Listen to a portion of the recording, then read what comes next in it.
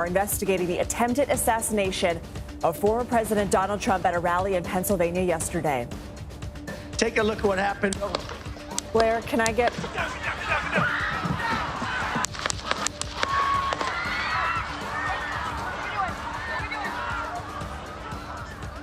That is the moment the shooting happened just after 6 p.m. Eastern Saturday. The presumptive Republican nominee had walked on stage, and about 6 minutes later, shots were heard. The shooting left the Republican candidate bleeding from the ear. Trump dropped to the ground for cover and was immediately sworn by Secret Service agents. He was eventually escorted off stage and into a waiting motorcade car. The former president was treated and released from a local hospital Saturday night. One other person attending the rally was killed, 2 others critically injured. The shooter was killed by federal agents.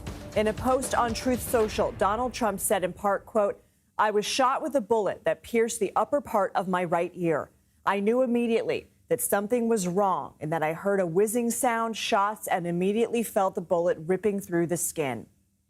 The FBI has identified the shooter as 20-year-old Thomas Crooks from Bethel Park, Pennsylvania, about an hour from the rally. Law enforcement agents were seen conducting a search on what is believed to be the home of the now deceased shooter. The FBI has taken the lead in the investigation and said last night it will be ongoing for some time. There's going to be a long investigation into exactly what took place and how the individual was able to get access to the location, what type of weapon he had. All that is really days, weeks, and months of investigation. I'm joined now by CBS News Congressional correspondent Scott MacFarlane and CBS News campaign reporter Olivia Rinaldi. They were both part of the team covering the rally when the shooting took place. Good morning to both of you. Happy to see you are both okay after what happened. Scott, walk us through what happened from your perspective covering the rally. A monumental and shattering failure. What it should have been a uniquely safe event. There were families here. There were groups here. There were thousands of people who camped out all day here under the assumption this was going to be a political rally at which they were protected. And because of the failure, a series of shots we all heard about 6 or 7 minutes into the former president's speech wounded the former president, killed one of the rally goers, critically injured 2 more, and did untold damage to the fabric of the country. So many of us conflated those initial explosive noises as fireworks. Sounds like somebody had set off a series of 6 to 8 fireworks in the backyard.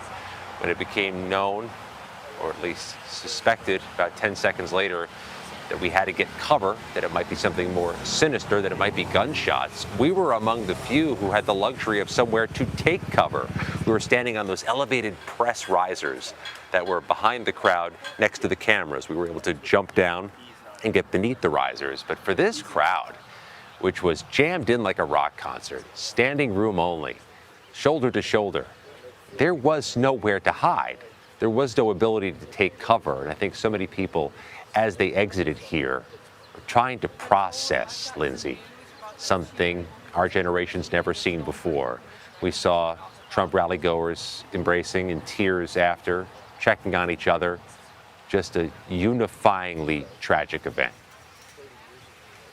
Olivia, you were recording some of the immediate aftermath while also, as Scott was saying, trying to duck for cover. What was happening for you in that moment? I mean, as Scott said, it was just harrowing and hectic in that moment. You could hear those successive shots, and I was standing just behind Scott on the riser, and someone pulled me down onto the ground. As I continued to hear the shots, there were people in front of me crouching down, and I decided to pop up just a little bit and take some videos, trying to see what was going on. You can hear the screams. You can hear more of the bullets whizzing by. And, you know, ultimately I could see the crowd starting to get up. And that's when I started to get up off the ground. And I could see former President Donald Trump bloodied. And I could see him throwing his fist into the air and the crowd getting riled up with that. You know, after that moment, Donald Trump got taken into the motorcade where he was quickly whisked away. And then just utter pandemonium broke out. People were scared. People were running. Police were running by trying to figure out what was going on. They cleared out the bleachers to the left of Donald Trump. And Lindsay, after they cleared out those bleachers, we could see a lot of blood that was on those bleachers. That's unfortunately where a man had passed away earlier in the evening after he was shot. Scott, whom we saw cool and calm and collected in that footage, in those circumstances. Scott, what's the Trump team saying? Well, we had the luxury of somewhere to hide. I know as somebody who jumped off those rafters, equipment fell on top of us, and we suffered the blows and found a place to get away from some of the chaos. But you can't unhear the screams of the people who didn't have that luxury. Children, people in wheelchairs, people who had spent 7 to 8 hours baking in the sun to get the good seat, the ones right up front, within close sight of the former president. And you can't unsee the people colliding with each other, trying to find somewhere to go because there was nowhere to go.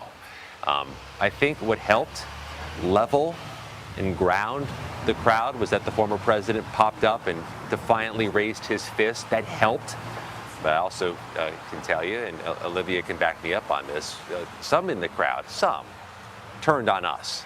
Started gesturing at us, screaming at us, cursing at us, blaming us on the media risers for what had happened.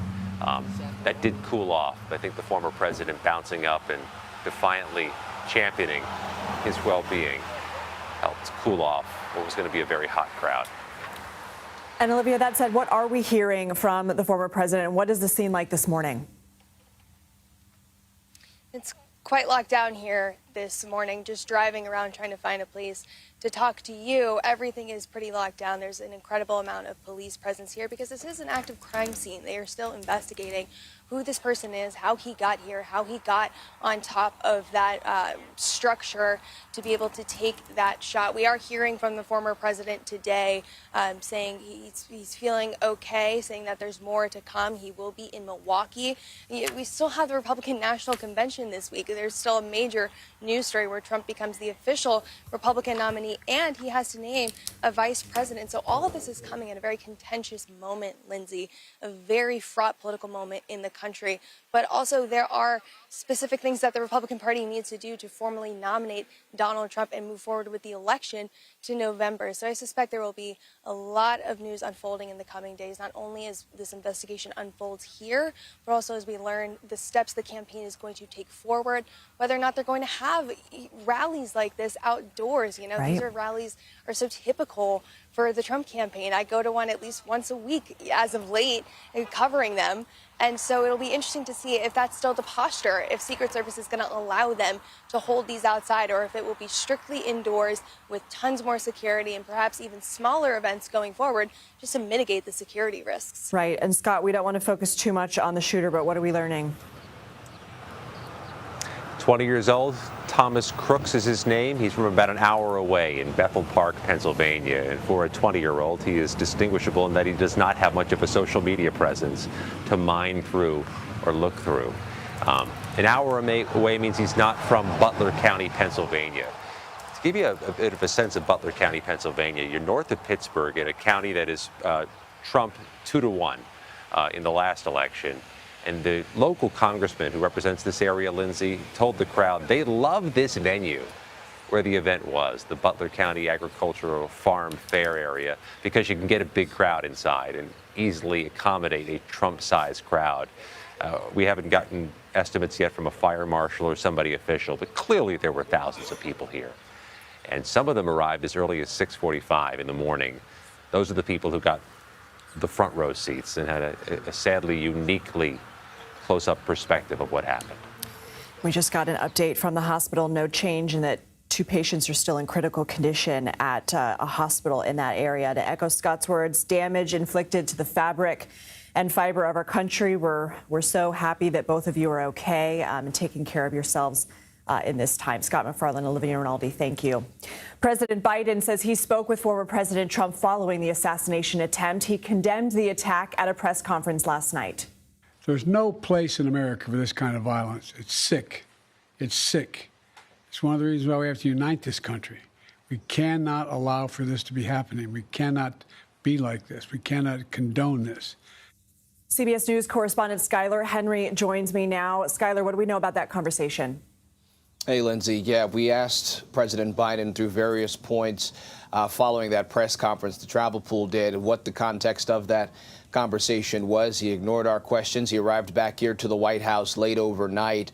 He was supposed to be in Delaware at Rehoboth Beach throughout the weekend working on his campaign when all of this happened. He was, in fact, in mass when the shooting or the attempted assassination happened against the former president, and was briefed later on by his national security team. In fact, he's expected to have another national security briefing this morning with those close to him, those it's close pressed. And so the context of ultimately what happens moving forward in terms of what the president knows, we will wait to see how that all plays out. But the president was able to make contact with the former president yesterday. That was something that he made clear that he wanted to accomplish yesterday. And an interesting point, Lindsay, when we heard the president speak yesterday, obviously condemning the shooting that happened in Pennsylvania, he referred to his rival in this instance as Donald. He didn't call him the former president. He didn't call him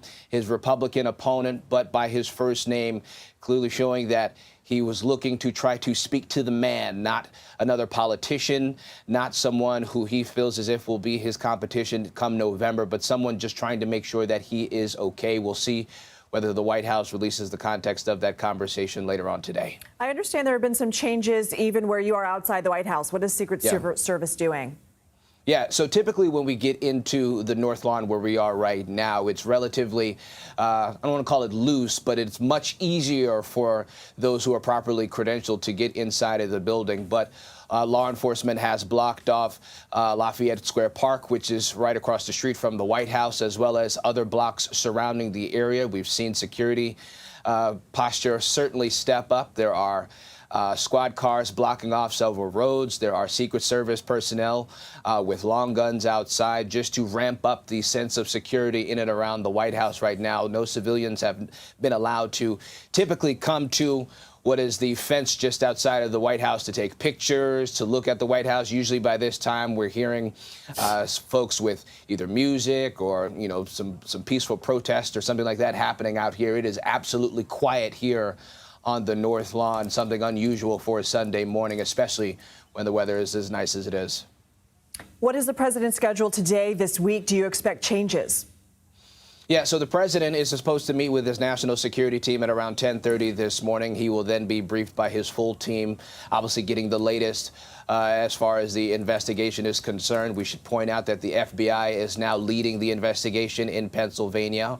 We'll see how the Secret Service, the U.S. Secret Service, continues to respond as far as their part in this investigation as well. The president was supposed to be on the campaign trail this week. He was supposed to be making stops in both Texas and the swing state of Nevada. As of now, the White House has not released any updated guidance as to whether that will change, whether we will see the president stay in Washington or whether he will do something else to try to sort of move forward with his campaign. We should point out, though, that the Biden campaign is pausing all outbound communications and working to pull down as many of those TV ads as quickly as possible, again, to try to tamp down the rhetoric, to try to tamp down the heightened sense of political anger, if you will, so that the nation can come together. We'll see how effective that is.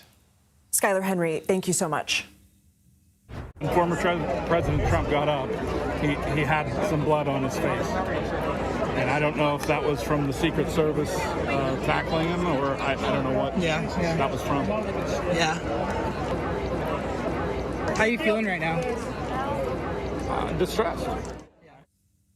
Many people there last night described the sound as fireworks, including one witness, Melissa Schaffert, who described seeing plumes of dust and dropping to the ground. Joining us right now is Melissa Schaffert. Melissa, thank you for being with us. First off, how are you doing this morning? I'm doing fine, thank you. Waking up this morning, it was very interesting. Waking up to the news and just kind of absorbing all of the events that happened yesterday.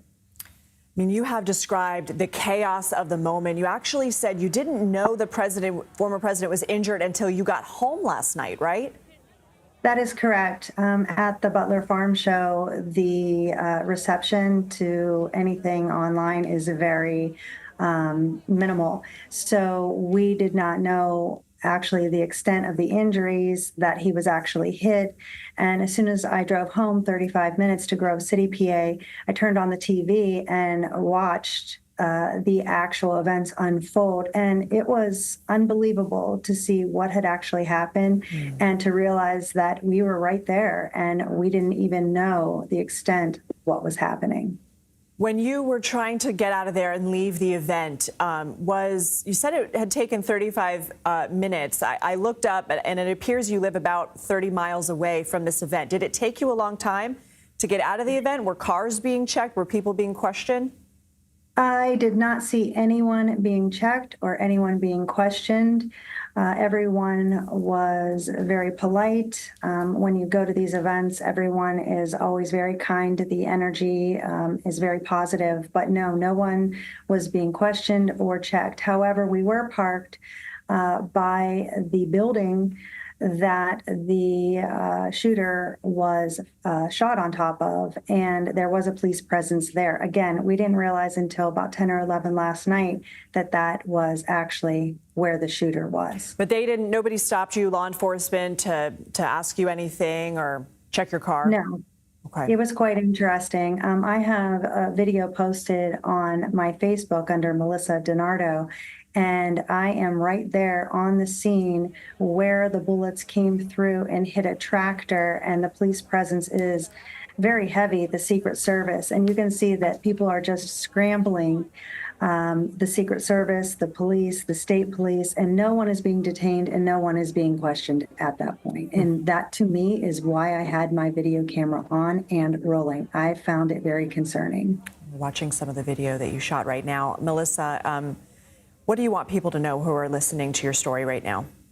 Well, I want people to know that it was quite ironic because Trump was saying that he wished he was on a beach somewhere and that the state of affairs brought him back to make America great again. And, I really think that they are coming for us, the American people. And Trump puts himself in between us and them. And yesterday, that nearly killed him.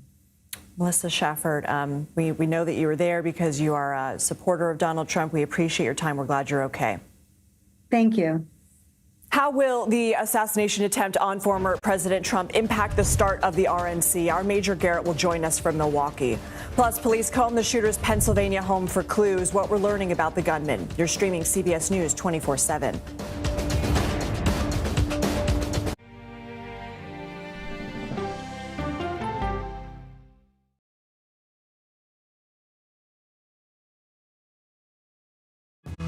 Coming up, our series. Wait a minute. Tom, is that you working the camera? Keep leaning out of your close-up. Your morning routine just got better. CBS Mornings, weekdays at 7.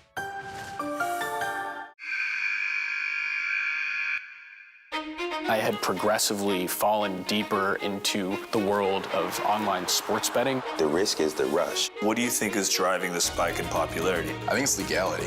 If it's legal, I'm going to use it. There are ways to bet when you are 18. We've created an epidemic of child gambling. You can't walk into a male dormitory in a college campus without sports betting happening. It's America's most neglected problem. I used sports betting as a way to escape, when in reality, I'm choosing self-destruction. Whatever I had left, it was gone. The purpose of the industry is to get you to play to extinction. And that means until all your money is gone.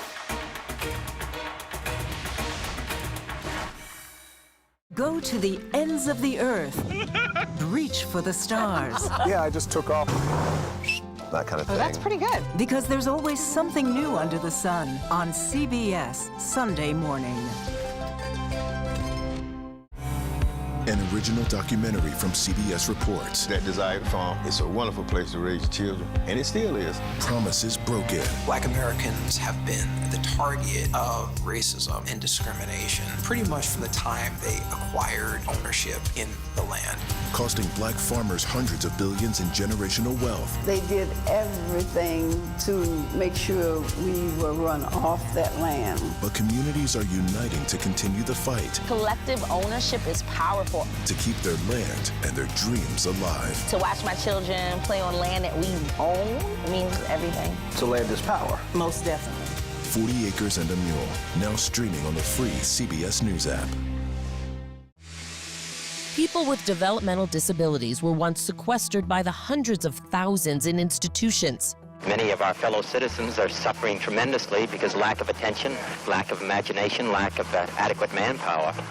Disability activists have since torn down barriers blocking them from living at home or in the community. We conclude that Title II of the ADA requires states to provide community-based treatment for persons with mental disabilities. But of the 16,000 people who remain in state-operated institutions, half are in 5 states, and Illinois is one of them. I don't want to live in the institution. It makes me feel discriminated against. Do you think there are people living in institutions in Illinois that don't need to be living there? Yeah, because they're proving it as soon as they get out.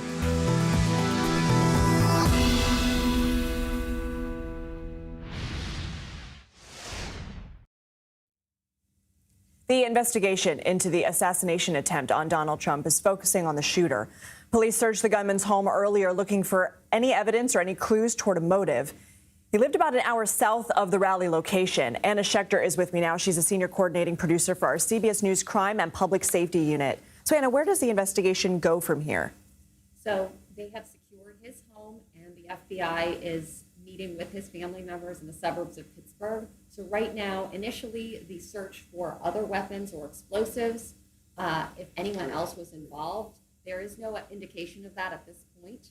And then they're going to be looking for a motive, first and foremost. So right now, we don't have an indication of any motive, but they're going to be searching for anything that gives clues, and also the planning step by step, what led up to this, which, as you noted earlier, should never have happened. So we have new video of police searching the home of the shooter in Bethel Park. As we mentioned, this is about an hour south of where the rally took place. So that's the video you're seeing right now. What exactly is law enforcement looking for? Ammunition, weapons, records of how he obtained the weapons. All of this is going to be crucial to laying out a timeline, step by step, minute by minute, of the weeks, days, hours, and minutes leading up to the shooting. And so investigators, they're going to take their time. They're going in with an open mind. They're slowly piecing together a timeline. And that's what they're doing right now. And we're in very early stages of this investigation. So much has come out overnight, but we still do not have a motive. We don't really have a picture of who this person was. We're seeing photos of him at graduation. We know he was 20-year-old. White male, which actually fits the profile of typically over the last 10 years who has carried out these attacks, political violence attacks. In fact, I think we have some statistics we can throw up there. In general, the triggers have been for these individuals who carry out these attacks, personal grievance, mental health issues, and also bias against minorities or police or other authority. So at this point in the earlier stages, they're going to be looking to see if this individual falls into that pattern. And so what about the weapon? We know that the shooter used an AR-style rifle. I believe we've confirmed it's an AR-15. AR-15, What will they try and piece together about how the weapon was obtained, other weapons in the home? Well, in Pennsylvania, it's legal to have an AR-15 assault rifle under most conditions. Those are not banned in the state of Pennsylvania, which critics say is one of the reasons they call out Pennsylvania for having 2 weak gun laws. But they're going to be looking for how he obtained it. Did he get it from his parents? Did he purchase it? Generally in Pennsylvania, background checks are required for purchasing weapons. Sometimes you can get around that with an AR-15 if it's a private sale. All these kinds of questions and answers, who he bought the gun from or who he obtained the gun from, that's all important information that investigators are collecting right now. Okay, Anna Schechter, we know you'll stay on top of it. Thank you so much. Let's go now to CBS News Chief Washington Correspondent Major Garrett joining us from Milwaukee, Wisconsin, the site of the Republican National Convention. Major, it's good to have you. This was already going to be a historic convention with a former president set to secure the nomination again. How do you expect this will hang over the event? in every way, shape, and form. This event, this assassination attempt on the presumptive Republican nominee, who, as you indicated, will make history by being the first Republican in the entire history of the Republican Party to be nominated 3 consecutive presidential cycles. That's what Donald Trump is going to be come later this week here in Milwaukee. That was already historic. Of course, he's a Republican nominee of a party that saw an effort to overturn the 2020 election. That's historic. He's under multiple indictments, a convicted felon. That is historic. And you can't separate those things from the assassination attempt in Butler, Pennsylvania yesterday. Everything around the Trump movement has been fraught with not only energy and devotion and love of the former president, but intense criticism of his approach to politics, his own rhetoric about Democrats wanting to destroy the country and being riddled with fascists and Marxists. All of that existed and was part of the history and the tension before this event in Butler, Pennsylvania yesterday. All of that will be magnified here in Milwaukee. It will create an atmosphere, if it was even possible, of more tension, of more anxiety about other possible acts, either of protest or violence. There will be additional security applied to the convention site and everything around it. We're beginning to see that this morning here in downtown Milwaukee. So all of the events leading up to yesterday in Butler, Pennsylvania, now magnified, now enlarged, and those who are trying to bring off this Republican National Convention here in Milwaukee even more anxious than they were 24 hours ago. I want to ask you about that because we had an eyewitness on earlier, Melissa Schaffert, and my end question to her was what she wants people to know, and she felt like the American people are coming after them. One can presume maybe she means people who support the MAGA movement, but I guess in a time when people on both sides of the aisle are calling for a cooling of temperatures, what is your read about how things could go from here? They can go one of two directions. There could be calls for everyone to not only not repeat some of the harshest rhetoric already used in this campaign, but to vow not to use it in the future, to not describe someone who differs with you politically as someone who is evil or an enemy or someone bent on destroying the future of our country. There may be calls for that. That begins at the top of every campaign. So what former President Trump says in these moments coming forward will matter a great deal. The signals he sends to his supporters, what Republicans in Congress say, what Democrats say, or there could be an even more intense hardening, a blaming, because one side or another will say, no, your rhetoric started. No, your rhetoric took it to the next level. No, the thing you said moved it up to the next level. There could be a very wild and intense blame game over this, creating an even hotter and more pressure-filled environment. Political leaders for the last 5 or 6 years have been toying with rhetoric, acting as if it's just words. This is possibly a moment in our history where that sentiment, oh, it's just words, it's just hot rhetoric, it's just the environment, the stakes are really high, so we need to be bold in our language. Maybe that will get a reassessment. Maybe not. That's up to the political leaders, the political actors on the arena stage, and we'll be watching that stage metaphorically and literally here in Milwaukee more intensely than we imagined just 24 hours ago. Major Garrett, lucky to have you. Thank you. We are live in Butler, Pennsylvania this morning as the investigation begins into the assassination attempt on former President Trump. What we're learning about the shooting from those on the scene at yesterday's rally. You're streaming CBS News 24/7.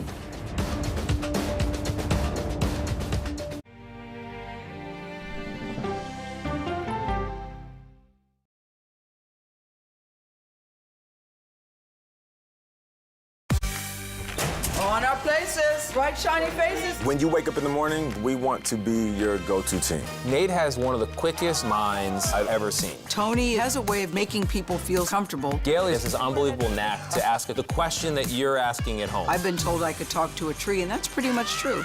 I don't go to work in the morning. I go for coffee with my 2 good friends, and we talk about the world. Your morning routine just got better.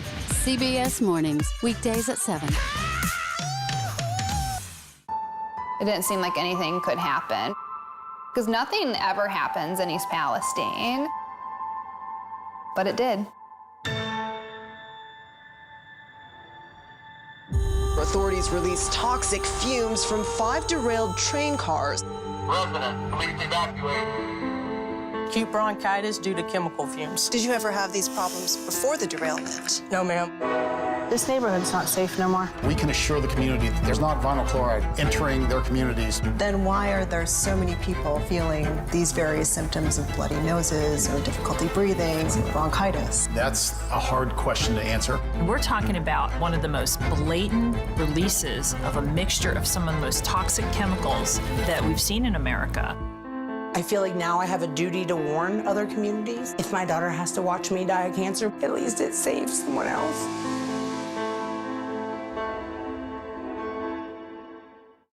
This case. It's like a screenplay, something straight out of Hollywood. But it's not fiction. It's 48 hours. Human remains found this week. 4 families shattered. There's no physical evidence. The mystery would haunt investigators for years. There's some questions that have to be asked and need to be answered. Like a John Grisham novel. A gripping true crime original. 48 hours. Now streaming on the free CBS News app. Stories that inform. You can be really old at 60, and you can be really young at 85. Inspire. How do we unlock the power within ourselves to be who we want to be? And brighten your day. The best part of fame is making people feel good. Always send the people home happy. Make every day a little more like Sunday morning. Here comes the sun. Stream now on the free CBS News app. Hello, everyone, and welcome to our Dragon capsule here in space. Sightseers in space, the thrill of a lifetime. Seeing the Earth from space, it was so exhilarating. But the risks that come with the territory. There have been 4 fatal accidents. That's a 1% fatal accident rate. Might make you look before you launch. If you had 1 out of 100 airplanes falling out of the sky, we'd have a public crisis. Space tourism, now streaming on the free CBS News app. Welcome back to our breaking news coverage of the assassination attempt of Donald Trump. Here's what we currently know. The former president is safe with no major injuries. 1 rally-goer is dead. 2 more are in critical condition in the hospital. The shooter was killed by law enforcement, and authorities are still working to determine a motive. This was an unprecedented assault in modern American politics, but the threat of violence is all too familiar to the Secret Service. They trained for this. According to data compiled by Congress, 7 of the last 9 presidents have been the targets of assaults, attacks, or assassination attempts. That includes Trump while he was in office and current President Joe Biden. Out of 18 recorded attempts on the lives of presidents and candidates, all but 2 involved firearms. And in every case but 1, these assailants acted alone with no broad conspiracy. CBS News campaign reporter Jake Rosen was at the rally yesterday and spoke with many witnesses. I heard the shots. I thought it was firecrackers to begin with. Somebody over there was screaming, he's been shot, he's been shot. So I made my way over. I said, I'm an emergency department physician. Let me help you. The guy had spun around, was jammed between the benches. He had a headshot here. There was lots of blood there. And so I got him. There's a helicopter coming in to get him. I got people there really helpful. I got him up on the bench. Shot that you saw? Then I did CPR, did chest compressions as well as I breathed for him. Jake Rosen joins us now. And Jake, I remember that interview last night watching coverage. An emergency room physician who jumped in to help, rendered CPR, as you heard there. What stands out to you from the witnesses that you've talked to? Well, it's not just this emergency room doctor who I spoke with who had that powerful testimony, blood all over his clothes. There were other people who I spoke to in the parking lot who it was their first time at a Trump rally, who were looking forward to a good time, looking forward to a potential vice presidential pick. And obviously that didn't happen either, in addition to their hopes of it being a fun day. I spoke to a couple other people who were in the front row who were worried about the children who they saw witness the shooting, children who were right next to the person who died. And I spoke to a couple other older women who were right there next to the person who died. And, you know, it's just one of those moments where at these Trump rallies, it's usually pretty collegial. It's a joyous occasion. There's music playing for hours leading up to the rally. And, you know, 5 or 6 minutes into Trump's speech, it quickly turned into a very different and very scary situation. What more are we learning about what happened? What details are pouring in? So Thomas Crooks is the shooter. He's a 20-year-old man. He used an AR-15, according to police reports by my colleague, according to police sources who spoke to my colleague Nicole Skenga. And right now, the former president, just a couple minutes ago, put out another statement on his social media platform, Truth Social, thanking supporters for their well wishes in the face of wickedness, as he put it. And we're expecting potentially the former president to be in Milwaukee sometime later today. Jake Rosen, we're happy that you're okay. You sprang into action doing what journalists do right after. Thank you so much. A.T. Smith joins me now. He is a former deputy director of the Secret Service and a CBS News consultant. Good morning to you, sir. During last night's CBS News special report, CBS News contributor and former DHS official Sam Vinograd called this shooting a, quote, intelligence and operational failure. Right after the shots, we're going to show you video here. You can see the former president's face and arm exposed at times. We see those Secret Service agents rushing around him, but we see his face right there. Do you agree with Sam Vinograd's assessment? Not completely. I mean, there will be a lot of information that will come out of this investigation. And also, as I said last night, if you watch the reaction of the agents, this is what they train to do day in and day out. First of all, to cover and protect the protectee, which is what they did when they had the former president on the ground there to make sure they could assess him medically and make sure that, you know, there wasn't anything more than we now know had occurred. They do that deliberately because sometimes rushing off stage can further injure someone. So in terms of that, they are covering and evacuating. That's what they're trained to do. In terms of what your previous guest said, there will be certain things come out in the investigation, I'm sure, and there will be criticisms. So at that point, the Secret Service will self-evaluate. As I've said, there's no agency or no individuals more harsh on themselves than the Secret Service. So we'll have to wait until the investigation is complete and see what comes out of that. But there's a lot more information yet to come, I'm sure. And a witness told BBC News he saw a man bear crawling up the building where the shots came from and alerted law enforcement. Another witness told CBS News they also saw the gunman and tried to alert officers. What does that tell you? That is an indication that there was some sort of a shortcoming or a failure. So again, we'll have to see how that plays out. The way that security is designed for an event like this, if you think in terms of 3 concentric circles, you have an outer perimeter, a middle perimeter, and an inner perimeter, the inner being closest to the protectee, and that's what you saw with the agents who surrounded him. There is also another team, the counter sniper team, and their responsibility is for that area beyond that outer perimeter up to 1,000 yards, quite frankly, and what their job is to detect and to look for a long-range shot. Obviously, this individual had gotten up on top of this building. It was outside the perimeter that I'm talking about. And that will have to be determined as to whether something blocked their view initially, but in terms of people trying to alert law enforcement that he was there, that should have been responded to. But you do have to remember these things happen in a split second or in a very few seconds. So a lot of that will come in the investigation. I'm sure the Bureau will do a very thorough job as far as tracking and the time frames that we're talking about to connect all of this. But we'll see. I don't have a lot of time with you, but I want to ask you one last question because we had a witness on earlier. She says her car was parked near where the shooter is believed to have been. She didn't know it at the time, and she says their car wasn't stopped. They weren't questioned. Is that unusual?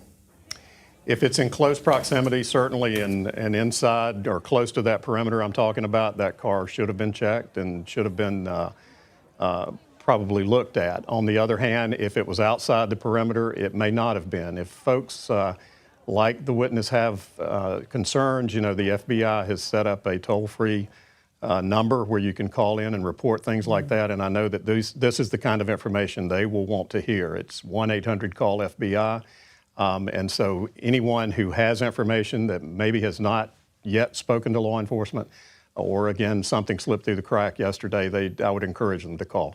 A.T. Smith, thank you. Butler County District Attorney Richard Goldinger joins me now. Thank you for being with us, sir. How are you doing this morning? I'm doing okay, thank you. had a few hours probably of little, if not restless sleep to digest what happened. What's your reaction? Still shock, quite frankly. I don't think anybody ever thinks this would happen, especially in your home community. So very unfortunate and sad that somebody lost their life in this incident. And really, it's embarrassing, I think, for our community. But at the same time, we move forward, and thankfully, President Trump is going to be okay.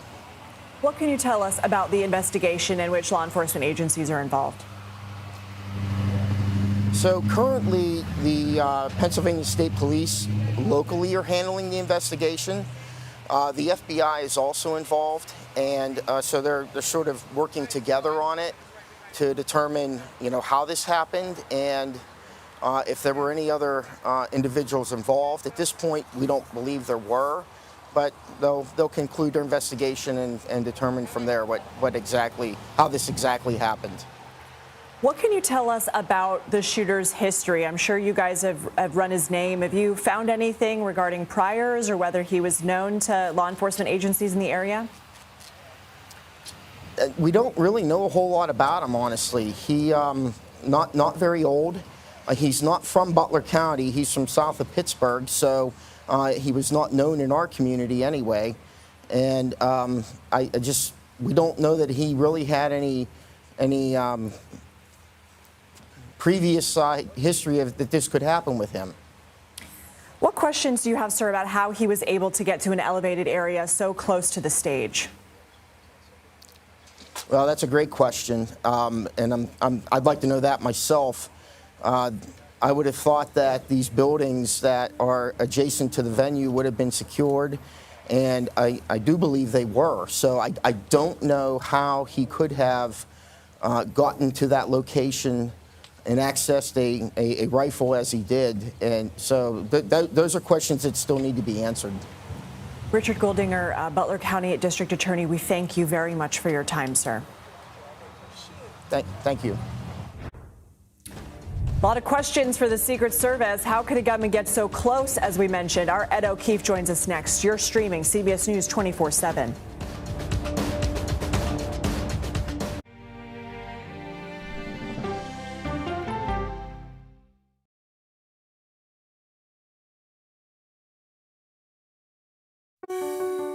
Washington is the seat of power. National security, foreign policy, global economics, every story comes through Washington in some way. We bring some of the most powerful voices in America to the table.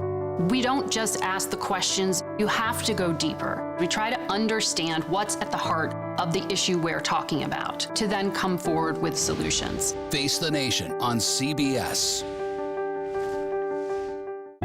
The justices ruled that Harvard and the University of North Carolina violated the Constitution. In the aftermath of the Supreme Court decision to end affirmative action in college admissions, uncertainty sets in for some students of color. Affirmative action really gave us an equal opportunity. CBS Reports explores the historic decision and what it means for those chasing an opportunity to change their lives. I knew that college was the ticket to break this cycle. The end of affirmative action, now streaming on the free CBS News app.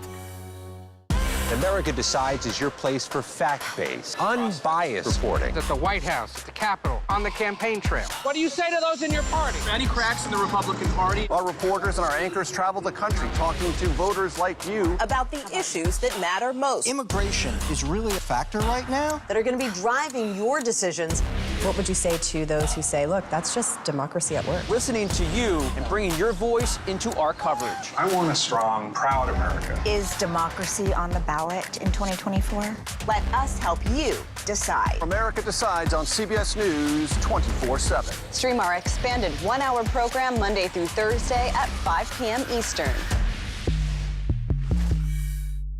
An original documentary from CBS Reports. AI is among the most world-changing technologies ever. Curing diseases, scientific breakthroughs, making lives better. They can help us with medical discoveries, scientific discoveries, doing better agriculture, having cures for things like Alzheimer's. It's also going to really transform the way we work.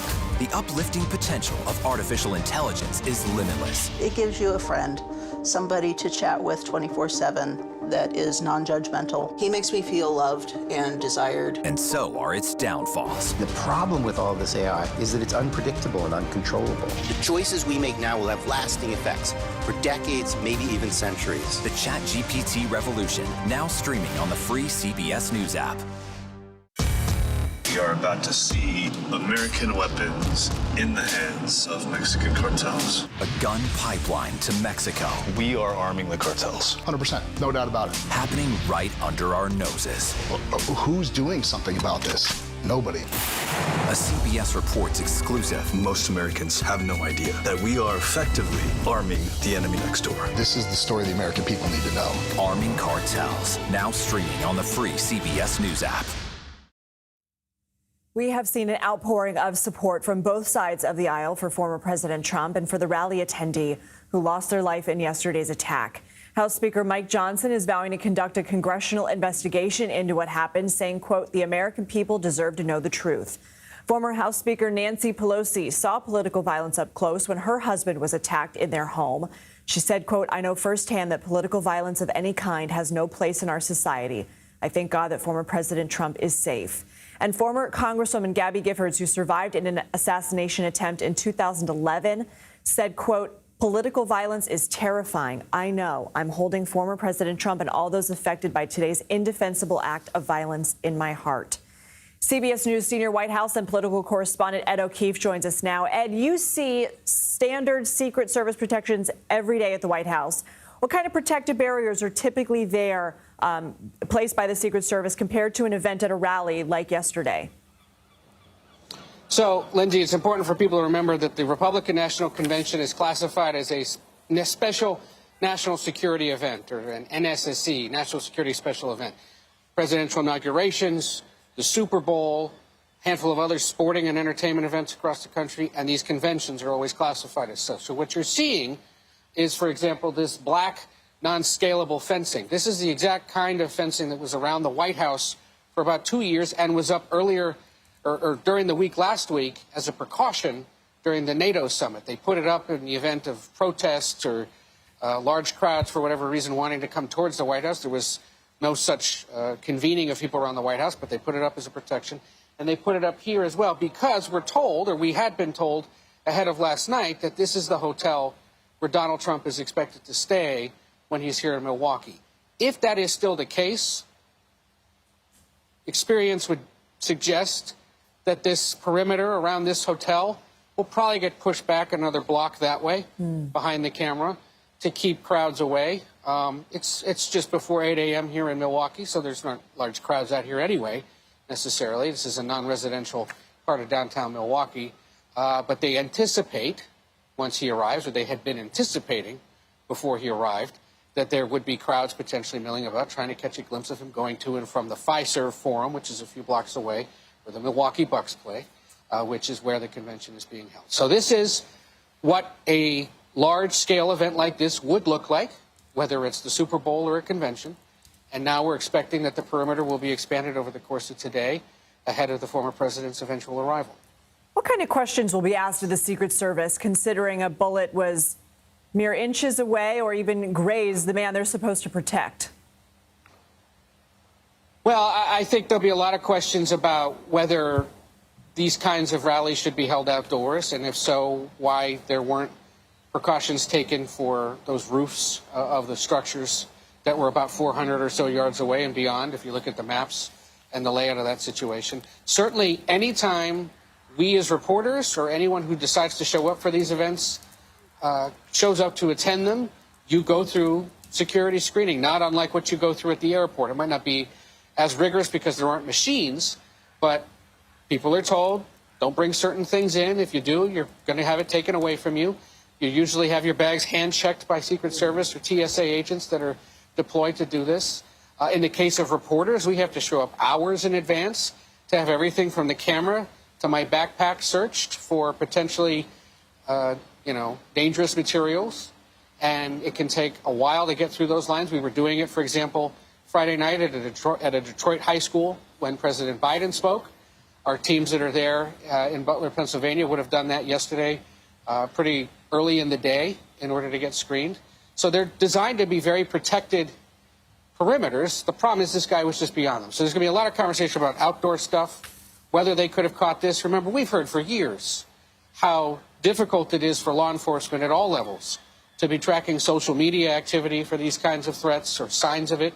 How on earth can they do that when millions of people are using them and saying things that might suggest something is up? So there'll be thorough investigations by the Secret Service itself, by the Justice Department, inevitably by congressional committees. You've heard the calls for that to happen. There'll probably be one and a pretty thorough assessment of it. But I think it's telling that the current president and all living former presidents or their offices put out statements very quickly condemning this violence and thanking the Secret Service for the protection. Because remember, this is an agency that is stretched quite broadly across the country, protecting all sorts of people and all sorts of events. There was the NATO summit last week. There's the convention this week. There's a Democratic convention in Chicago in a few weeks. They've got to protect debate sites that are coming up and that have happened just recently. They have to protect presidents, vice presidents, former presidents, a future vice presidential nominee who's set to join their roster of protectees in the coming hours. There's a lot going on for that agency, and now a lot more, given the investigation to come. Ed O'Keefe, thank you.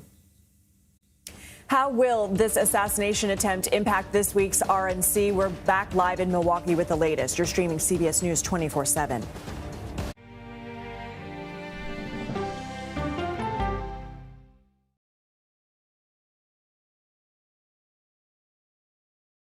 Go to the ends of the earth. Right now. We got something crazy. And reach for the stars. Here we are. Time. Yes, it's my comeback.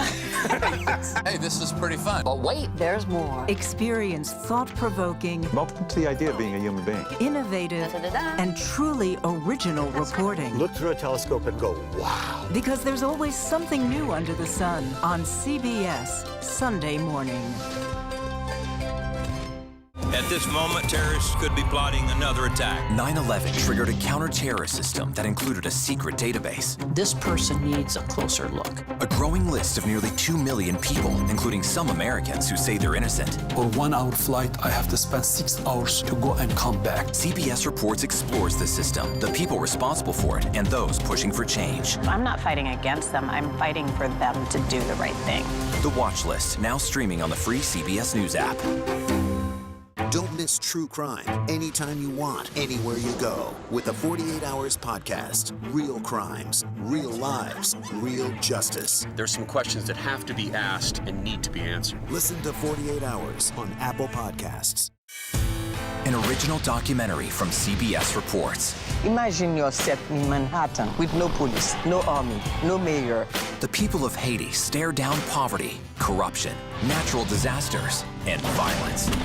90% of the guns that are used by gangs in Haiti are American guns. But with an unbreakable spirit and eternal optimism. There are days where I cry, but we can't be discouraged. We still believe in Haiti. They're still able to look ahead with hope. Haiti is on the brink of transformation, a radical shift. Haitians are coming together and saying things must change. Fighting for Haiti, now streaming on the free CBS News app.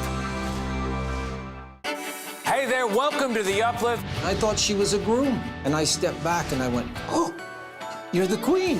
She's going to be with me every instant that I'm alive. I just wanted to see if you'd go to Disneyland with me today. I look over at him and he's smiling. I'm going to remember that the rest of my life. They told us when he was going to be born, he was only going to live for 30 minutes. It's really a miracle that he's with us today. The Uplift. Stream now on the free CBS News app. When you wake up in the morning, we want to be your go-to team. On our places, bright, shiny faces. I don't go to work in the morning. I go for coffee with my two good friends, and we talk about the world. Your morning routine just got better. CBS Mornings. A CBS News investigation. People looking for love, finding their life savings gone. This could happen to anybody. And sometimes losing their lives. Anything for love. Now streaming on the free CBS News app. The attempt on former President Trump's life is drawing reaction from leaders around the globe. Ian Lee has more from London on the response to this moment in history. Reactions from around the world have been coming in, from America's allies to adversaries. Across the board, there has been strong condemnation of any form of political violence. Here in the UK, British Prime Minister Keir Starmer said he was appalled by the shocking scenes and sends President Trump his best wishes. Japanese Prime Minister Fumio Kishida said he is praying for Trump's speedy recovery. His country saw former Prime Minister Shinzo Abe assassinated by a gunman in 2022. And we are hearing similar expressions of condolences from French President Emmanuel Macron, Canadian Prime Minister Justin Trudeau, German Chancellor Olaf Scholz, and Ukrainian President Volodymyr Zelensky, who has also had several attempts on his own life. Head of NATO, Jens Stoltenberg, said he was shocked and stressed that allies need to stand together. The Slovak Prime Minister, who also survived an assassination attempt in May, condemned the shooting. While a spokesman for Chinese President Xi Jinping said that the leader expressed his compassion and sympathy toward the former president and that he'll be following the situation closely. And Russia released a statement expressing its condolences and wishing Trump a speedy recovery. The Kremlin also blamed the Biden administration for creating an atmosphere that they said provoked the attack, but didn't believe it was behind the attempt. Lindsay? Ian Lee, thank you. CBS News political correspondent Caitlin Huey-Burns is in Milwaukee, the site of the Republican National Convention. Caitlin, you have new reporting from the Trump campaign. Lindsay, we are hearing from the Trump campaign confirming that they have sent a memo to staffers urging them to essentially be on alert. They said if you are working in the West Palm Beach offices of the Trump headquarters or in the Washington, D.C. offices, to stay away from those offices as they are assessed by security. They also said that they have hired 24/7 beefed up security at those offices. They are concerned about the safety here. They have also said that the RNC, where we are right now, is scheduled to go ahead as planned. There have been no changes to the schedule, but they are also urging staffers to not comment publicly on the horrific events of yesterday. They are also urging them to, be on alert. If you see something, say something. This is of course, very traumatic time, not only for those who were at the rally, but those working on the campaign and, of course, Americans across the country. So the campaign has been sending us messages, also highlighting messages from the former president of the United States as well, who has been posting on his Truth social media posts, providing updates. And the campaign has also said that the president is okay, of course, but he is also, in their words, in good spirits. Caitlin, we still don't know who will be Trump's running mate. What have the prospects been saying, and do you think this will impact the expected announcement or even decision? Well, Lindsay, that was one of the remarkable components of yesterday, was at that rally we were expecting to hear at least some kinds of hints, perhaps, about who that running mate would be. That was the big story kind of going into yesterday. We know that prospects like J.D. Vance and Marco Rubio, Doug Burgum of North Dakota, J.D. Vance was at his home in Ohio yesterday. We have also seen, almost immediately, they all, of course, issued statements in support of the president, the former president. What's interesting here, Lindsay, though, is how does this change the dynamic of the vice presidential pick process? We know that Trump had been going back and forth and still, thinking about who to select as his running mate. But the idea now with this assassination attempt does place a greater spotlight on the number two for the ticket. It raises the awareness that something like this could happen, and the vice president, the number two in command, would need to step up if needed. So does that place a bigger focus on expertise, on some sense of calm? That all will certainly factor in here as the president is prepared to announce this, had been supposed to announce this by tomorrow, when the convention here is set to gavel in. Have to be quick with you. We've talked to Ed about potential security changes at the RNC. Do you expect the content or any part of the program will change in light of this? In terms of the content, I would imagine that this will, of course, be a thread through all of this. We've already heard folks like Don Jr., the former president's son, refer to this as J13, referring to this as July 13th. This has certainly been a moment of Trump supporters rallying together, and the Republican Party especially rallying together around the former president and the presumptive Republican nominee. Caitlin Huey-Burns, thank you so much. And stay with us all day long on CBS News 24/7 for the latest developments on the shooting at former President Trump's Pennsylvania rally. Our coverage continues now with a CBS News special report.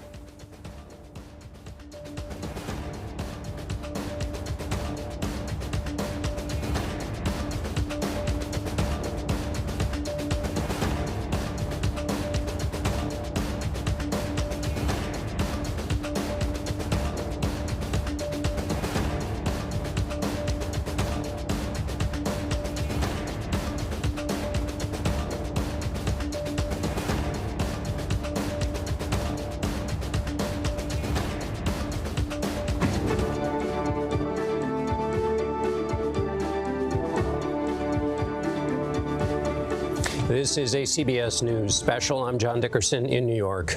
Good morning. We're covering the attempted assassination of former President Donald Trump at a campaign rally in Butler, Pennsylvania. If you want to really see something that's said, take a look at what happened.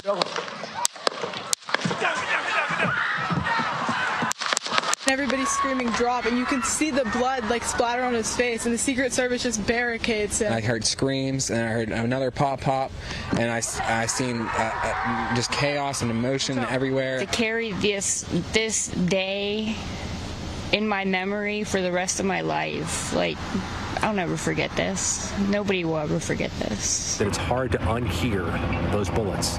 It's hard to unhear the screams of people who are here, some with their kids.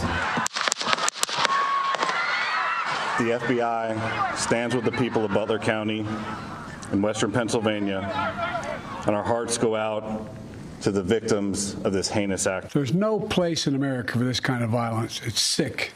It's sick. It's one of the reasons why we have to unite this country. We cannot allow for this to be happening. We cannot be like this. We cannot condone this. Here are the facts as we know them. It's not yet clear whether former President Trump was grazed by a bullet or shards of glass, but he was not otherwise injured. One bystander was killed. Two others were hit and are listed in critical condition at a hospital in Pittsburgh. Police said the victims were all men, but their names have not been released. The 20-year-old gunman was shot and killed by a member of the Secret Service. The rally had only just started, with the former president addressing a chart on immigration numbers when suddenly pops were heard. Some witnesses said it sounded like firecrackers. Trump's hand moved to his right ear like he'd been bitten by something. The bullet had flown so close to his head that New York Times campaign photographer Doug Mills captured it. The Secret Service agents rushed to the stage, covering Trump like a jacket, pushing him to the ground. As he was being led away from the stage, a defiant Trump raised his fist into the air to cheers of the crowd. This morning, Trump posted on his social media account, "God alone who prevented the unthinkable from happening," and said, "It is more important than ever we stand united and show our true character as Americans." One question that is already being asked is, how did the gunman get so close to the former president? He positioned himself on top of a building about 200 to 300 feet from the stage, and with a clear shot. President Biden returned to the White House last night and spoke with Trump by phone. He condemned the attack, saying there's no place in America for this kind of violence. It's sick. CBS News congressional correspondent Scott MacFarlane was at Trump's rally in Pennsylvania and heard the gunshots ring out. Scott, good morning. John, a monumental, staggering failure. It should have been a uniquely safe event. Former president wounded, one of his rally goers killed, others injured, and all of this with untold damage to the fiber and fabric of our country.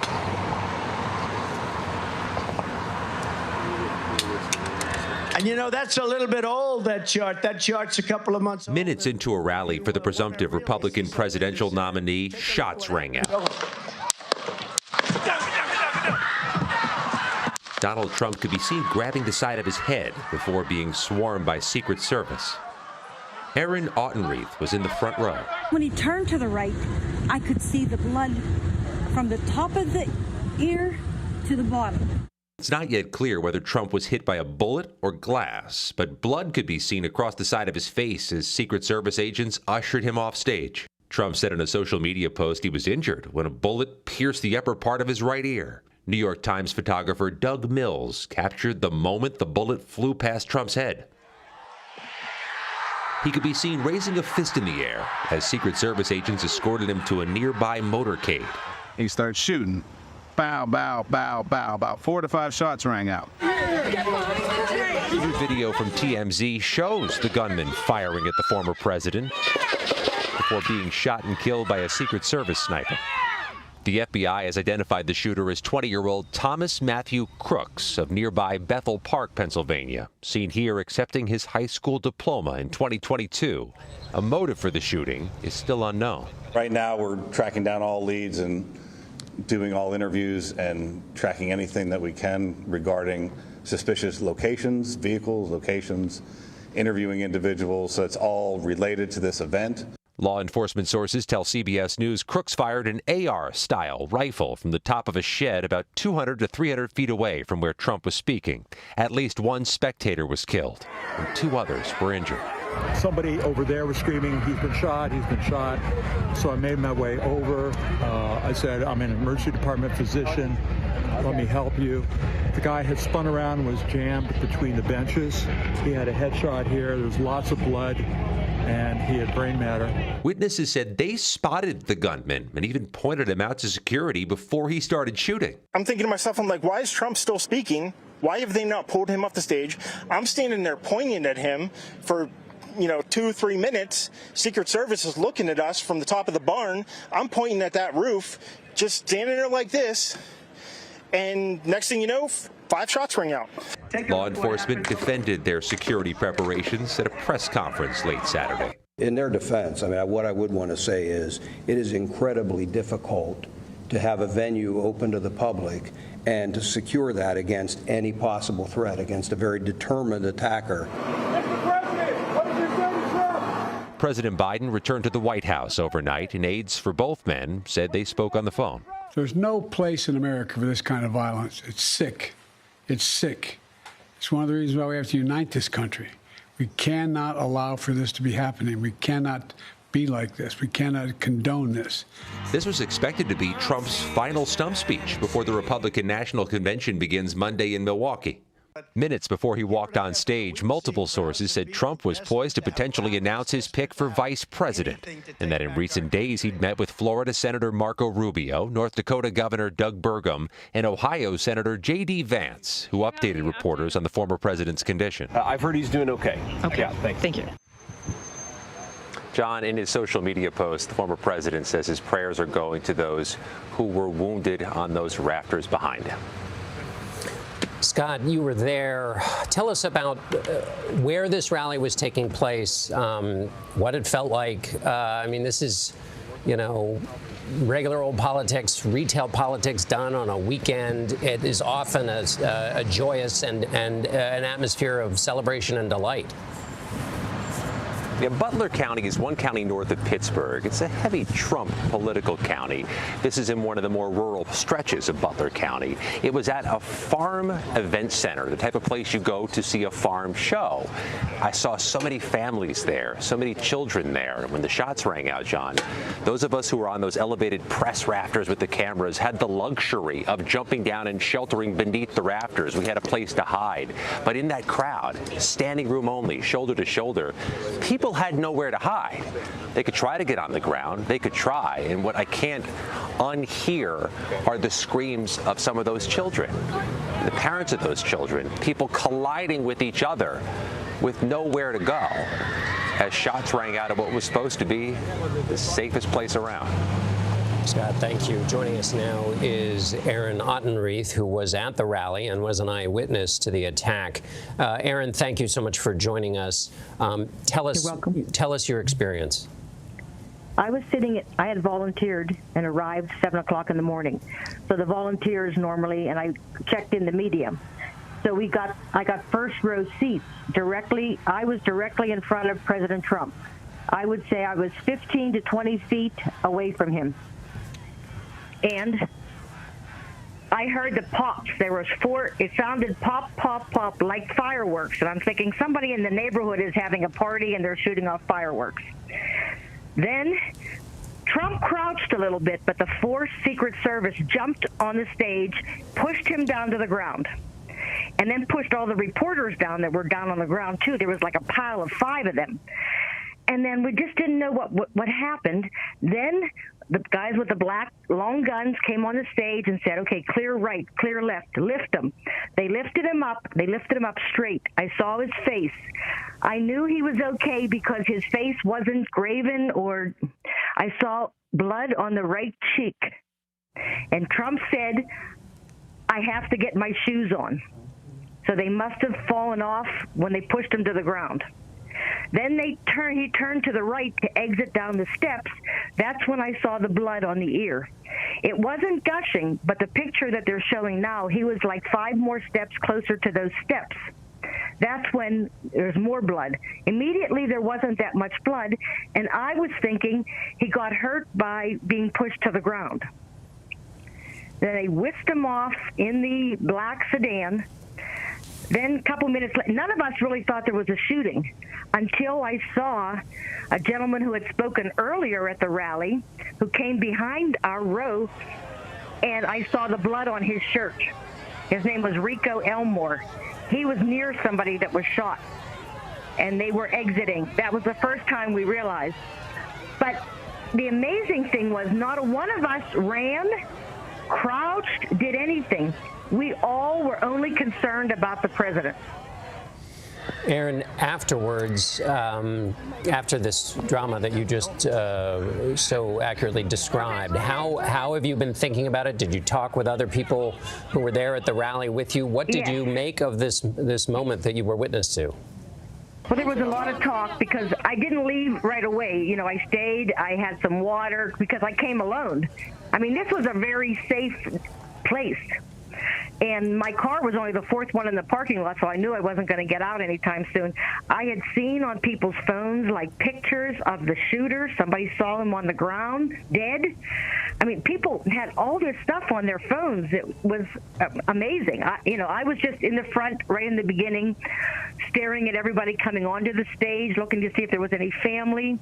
The gentleman that came on the stage before Trump was Dan Scavino. I knew he was the only one there. And McCormick was supposed to speak because Trump said, we have, McCormick in the audience. Should we bring him up now or bring him up later? I mean, he could have been up on the stage there. And he said, no, we'll bring him up later. And then that's when he put the graphic up about the border crossings. Now, it was to the right or the left. So he was pointing, I guess his head was turned, and that's how the bullet missed him. I mean, it was just, of course, things are so fast and you don't hardly process it at one time. But, I mean, there was no fear for my life or anybody else's. It was just concern. I just wanted him to get up off the ground, to see him, and he actually stood up on his own accord, I have to say, and walked down those steps. And Aaron, quickly before I let you go, would you attend another political rally like that again in the future? Yes, but I'm sure there'll be bulletproof glass around him, I say, from now on. I would. That was my 6th rally, so I had been there many times before, so I kind of knew. I knew he was coming when the sharpshooters got on the building behind him. But they were facing that way where the shots came from. There was 2 of them, and we saw them. It's always like I said, okay, now the motorcade is arriving because they're up there and they're in position. Aaron Henry, thank you so much for your story, and we're glad you're safe. Thanks, John. Bye. There are big questions this morning about how a gunman was able to get a clear line of sight at the former president yesterday. The gunman was on the roof of a building several hundred feet from the lectern where Trump was speaking. Joining us now to talk about security at the rally is former Deputy Director of the Secret Service and CBS News consultant A.T. Smith. A.T., thank you so much for joining us. What's the first set of questions that come right to your mind about the set of facts as you know them? Well, I think obviously with the FBI now leading this investigation, there will be quite an extraordinary amount of time involved in this. They will have some answers really quickly, but they're going to have to take this step by step, evaluate everything that the advance team and the Secret Service agents on the ground did to see just what went wrong. As you can see, the agents who surrounded the president immediately reacted in the way that they're trained to react day in, day out. You saw the deployment of the counter-assault team, which they then cover those agents who are protecting the former president. And then you saw after a short period of time, they were able to take him to the armored limousine. The reason they waited and put him on the ground was to make sure the injuries were not more significant than it has turned out to be. And so medically, they want to make sure that they're not going to cause further injury by moving him too quickly. In terms of the assailant, if you think of security and the plan that goes into an outdoor event, there's 3 concentric rings of security: an outer perimeter, a middle perimeter, and an inner perimeter. Outside of that farther outer perimeter is what the counter sniper team is for, and those are the folks that you saw on top of the building who ultimately killed the assailant. Their job is to survey that area beyond the secure area, if you will, up to 1,000 yards. So there will have to be some questions asked about that. They did react very quickly, and then obviously the assailant was taken out, but not quick enough to prevent this incident. A.T., let me focus on this idea that there may have been some bystanders who saw the shooter on a roof, tried to relay word. What is the posture that sniper team or anyone else in the Secret Service is supposed to take when they get those kinds of reports? I mean, you could imagine them being a distraction. You could also imagine them being just the kind of information they need. How would they have processed that kind of information if we accept as true, and we have to say this, that those reports were in fact relayed to the authorities? Well, if they were, obviously it takes a few seconds for people to respond. If they reported something to the local police or an agent at one of the posts that he may have been on, obviously there'd be radio traffic to try to pin that down, locate the individual, and go to him and see what they needed to do. There has been some reporting, and I heard that this individual may have been on the outside of the perimeter well before the event started, and that someone reported to the local police that he was acting suspicious. I don't have any more information beyond that, other than there might have been a report, and that the local police may have been trying to locate him, up until the point of this happening. Very briefly, A.T., at the end here, if there's one question you would want answered at the hearings that are certainly going to be on this, what would that one question be? I'm sorry, I couldn't hear you. If there was one question you want answered at the hearings that are surely to follow this, what would that one question you'd want answered be? Well, I think the biggest question right now is how did he get there, and how did he get there with that firearm? Why was the advance not out into that distance, if you will? And I think the question to be asked will be, was the view of the counter-sniper officers obstructed in some way? Was there a delay in the reporting? I mean, the bigger question seems to be that right now, simply because that's where the shot came from. A.T. Smith, thank you so much for your expertise. Let's bring in CBS News Chief Election and Campaign Correspondent Robert Costa with the latest from the Trump campaign. Bob, good morning. What are you hearing? What's the latest from your sources? Good morning, John. There continues to be a sense of shock inside of former President Donald Trump's inner circle, but it is notable that as of this morning, the Republican Party, the Trump campaign, carrying on with their plans for the convention. CBS News has just obtained a memo from top Trump campaign advisors that say they are now calling for what they are calling an expanded armed security presence at the convention in Milwaukee, set to begin tomorrow on Monday with 24/7 officers on site. They're also making additional security assessments. The Trump campaign also advising some of its employees to stay away from its offices as they continue to evaluate the situation. This is a fluid moment politically as well. Former President Trump about to name his running mate in the coming day or so at the convention. There are still plans to do that. This is a person behind the scenes, I'm told, who is telling his advisors, push forward. We're having the convention. All right, Robert Costa with the latest from the Trump campaign there. Thank you so much, Bob. Next, we'll head to Milwaukee, where CBS Mornings co-host Tony DeCopel has more reaction from people arriving for the Republican National Convention.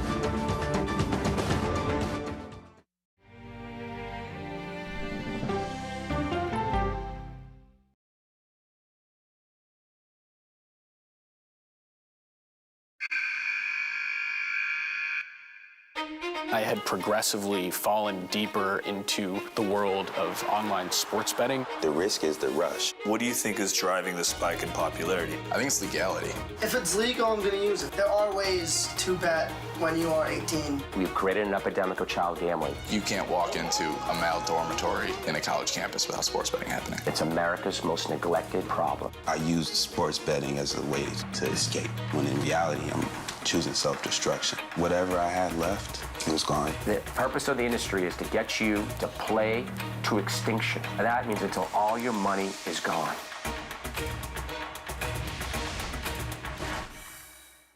When you wake up in the morning, we want to be your go-to team. On our places, bright, shiny faces. I don't go to work in the morning. I go for coffee with my two good friends, and we talk about the world. Your morning routine just got better.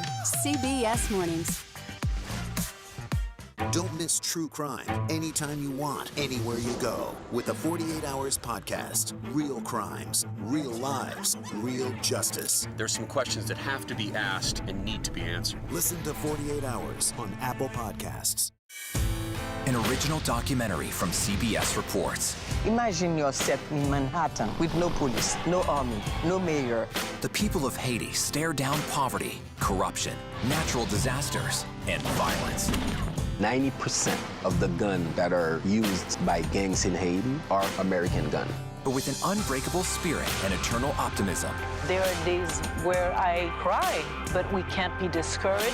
We still believe in Haiti. They're still able to look ahead with hope. Haiti is on the brink of transformation, a radical shift. Nations are coming together and saying things must change. Fighting for Haiti, now streaming on the free CBS News app. You can't get answers in a tweet on Face the Nation. We try to separate the noise from the news. You need to be able to have an actual conversation. Okay, let's go. You guys good? Hey. All right, we good? Keep going. The clock, it's ticking. Off we go. 60 minutes. 60 minutes. 60 minutes.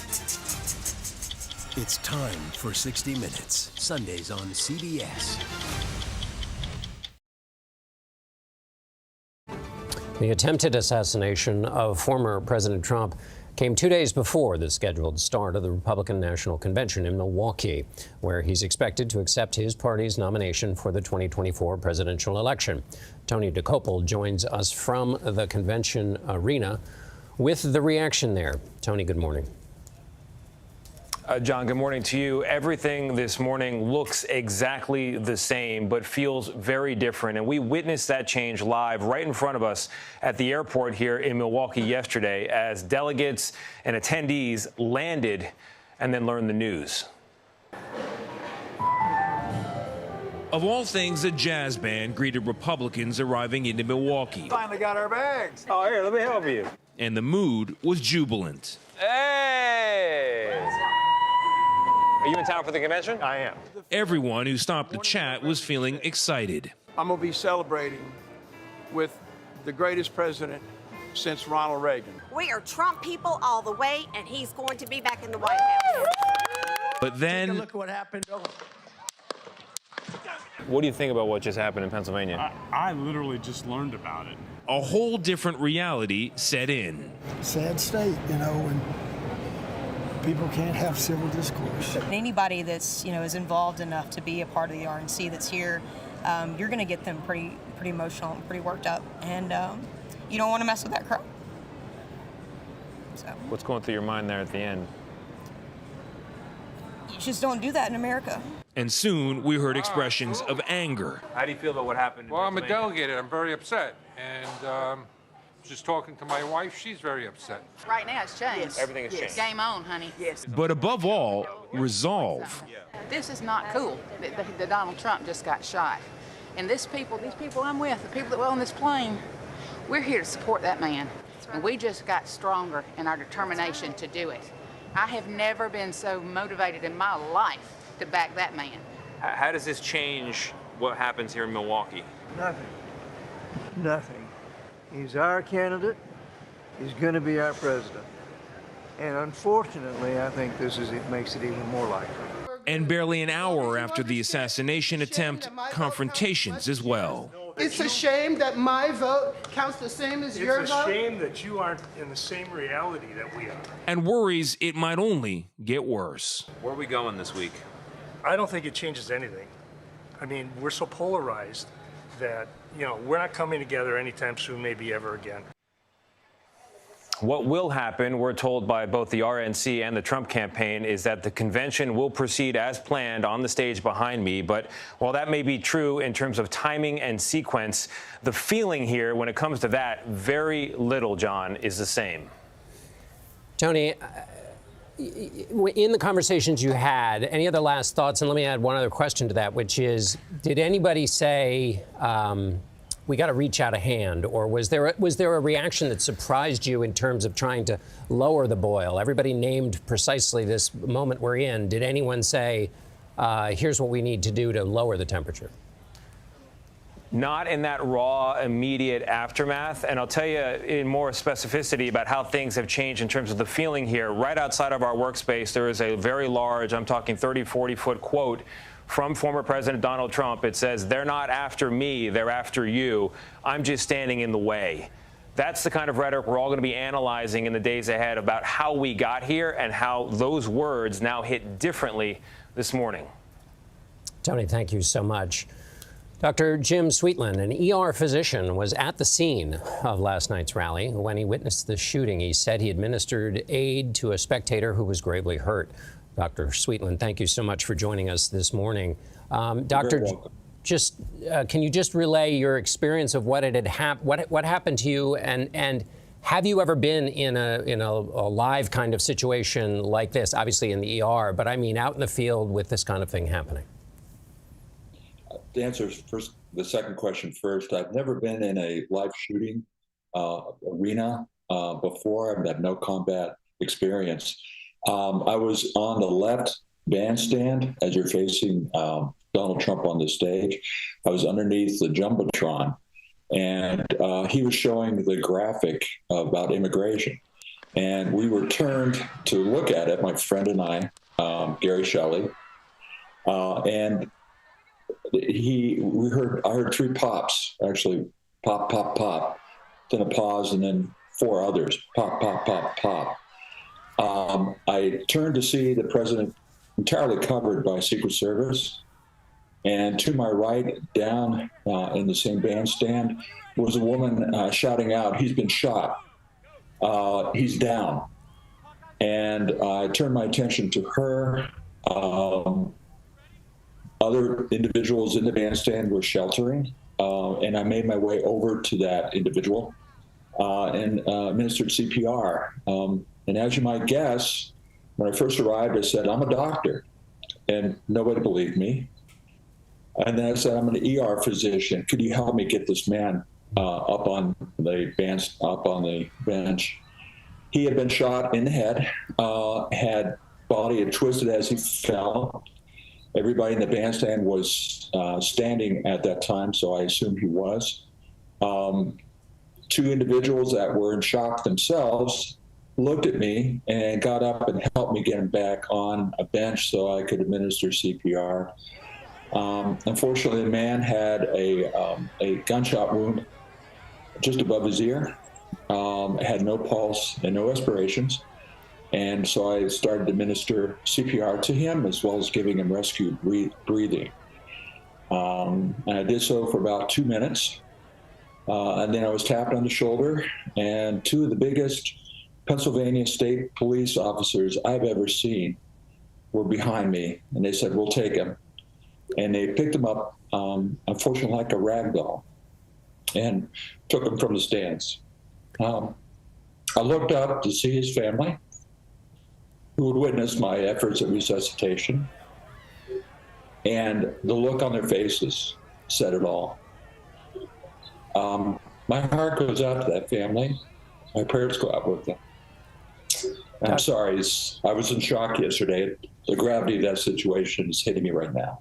Well, of course, and we thank you for helping us understand the situation and your reaction to it and what you went through. Doctor, you see this kind of thing all the time, I would imagine, in your day job. But this was clearly something different. Your training kicked in, but tell us about how this differs from what you have to do every day, which is deal with life and death as you face it in the ER. The difference was I was a first responder in that moment. And a shout out to all the MS that go out in the field and perform that duty every day and then bring them into me stabilized in the emergency department. This was raw. There was blood. There was brain matter around this man. And he needed immediate help. That's the difference. And I can't say enough about the people that were there, willing to help somebody else, another American who was shot. And certainly that was a young gentleman. I think he was in his 30s. I think he was there with his wife and his child. And I think he was just there to enjoy a beautiful sunny day and be there to enjoy this rally. This was the first Trump rally I've ever been to. And I'm so happy that there were people there that helped. Yeah. If I can comment, later on I was walking and I was a bit in shock, and there's a video of me with blood on my face and blood on my shirt. And as I'm walking along, I get interviewed. Just after that interview, there was an Army combat veteran just off the screen. And he came up to me immediately afterwards and leaned into me and said, "Brother, you got blood on your face. Here's the water." I washed it off. Then I handed him the bottle back, and he said to me, he put his hand on my shoulder and said, "Brother, are you okay?" That's what it's all about for me, for America, speaking out and helping others that are in need. As much as I helped that gentleman, that Army vet helped me. Dr. Jim Sweetland, thank you so much for your actions and for being with us this morning. We really appreciate it. Up next, the latest on the investigation. We'll hear from the Butler County District Attorney in Pennsylvania. We'll be right back.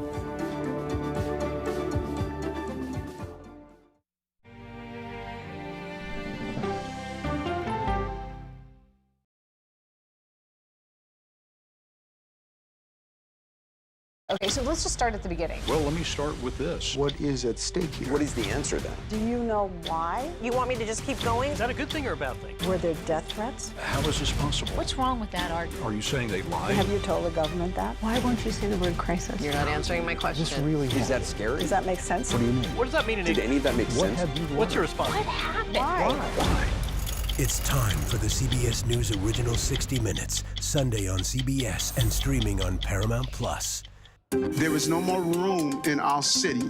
New York City is receiving record numbers of migrants. Today, we're going to have more than 500 adults and children come through that door. Tensions rise as shelters reach max capacity. We don't have to take care of them. CBS Reports goes inside a crisis cities and families are facing as they fight to survive. The United States still has a glimmer of hope for people to come here. Fighting for a future. Now streaming on the free CBS News app. This case. It's like a screenplay, something straight out of Hollywood. But it's not fiction. It's 48 hours. Human remains found this week. 4 families shattered. There's no physical evidence. The mystery would haunt investigators for years. There's some questions that have to be asked and need to be answered. Like a John Grisham novel. A gripping true crime original. 48 hours. Now streaming on the free CBS News app.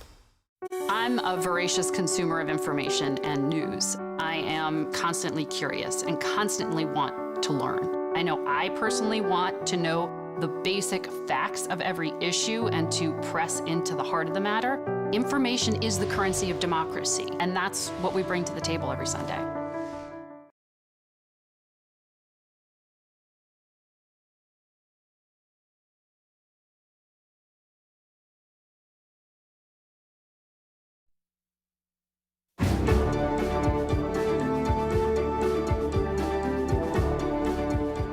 I'm at the Trump rally and somebody just started shooting. We saw President Trump go to the ground, and then everybody started hitting the ground because it was chaos. People were just on top of each other. Like, she was getting buried, jumped on top of her. And so it was crazy. I'm not shocked that this happened. I'm shocked that I was sitting there and it happened next to me. It's just horrible. This evening we had what we're calling an assassination attempt against our former president, Donald Trump.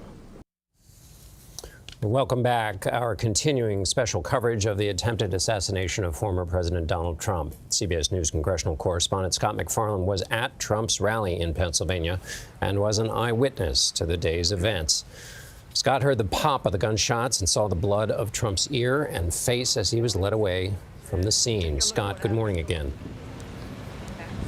John, sadly, too many Americans already knew what we learned last night, that gunshots don't always sound like they do in the movies.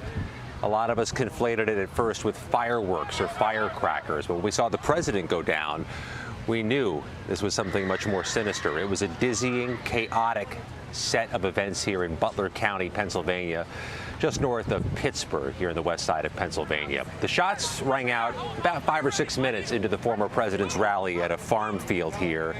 You could see the former president go down before he was swarmed by Secret Service. It's not clear yet whether he was hit by a bullet or by glass, but he posted on social media it was a bullet that pierced the upper part of his right ear. He could be seen raising a fist in the air soon after as the Secret Service agents escorted him safely away. The FBI has identified the shooter as 20-year-old Thomas Matthew Crooks of Bethel Park, Pennsylvania, about an hour away, but a motive for the shooting is still unknown. New video from TMZ shows the gunman firing at the former president before he was shot and killed by a sniper. And law enforcement sources tell CBS News Crooks fired an AR-style rifle from the top of a shed that was about 200 feet away. Witnesses said they spotted that gunman, even pointed him out to security before he began shooting. This was expected to be Trump's final stump speech before tomorrow's RNC, Republican National Convention in Milwaukee. We are still trying to learn the identities, John, of those who were wounded and the person who was killed up on the rafters behind Donald Trump. Just spoke to the local DA here who says he believes the man who was killed was in fact a man. Still trying to get more information about those who were critically wounded. There were also, John, so many people with nickel and dime injuries, getting knocked to the ground, bumps on the head, twisted ankles, and a crowd that was shoulder to shoulder, jam-packed from the beginning of the day till they were escorted out soon after the shooting. Scott MacFarlane, thank you very much, Scott. Earlier, Scott spoke about the investigation with Butler County District Attorney Richard Goldinger. So the latest I have is we have the one spectator deceased, unfortunately. We have 2 other spectators who are seriously injured. I don't have an update on their condition. And obviously the shooter is dead also. Do we know gender or any information about those who were hit? It is my understanding that there is one female that is injured. I do not know the gender of the second individual, and the deceased spectator is a male. You know the event space well. When you heard they were going to have a Trump rally at that space, did you think to yourself, there's some vulnerabilities here that I hope they account for? I really didn't. I mean, when I heard it, I was a little surprised that they were going to hold it there. We have other areas in the county that they could have done it, but... Why'd it surprise you? Number one, the roads in and out. They're 2-lane roads in and out. So getting in and out of it, I remember how it was when he came to the airport in 2020. It was a nightmare getting in and out. Now you only have 2-lane roads getting in and out of this venue.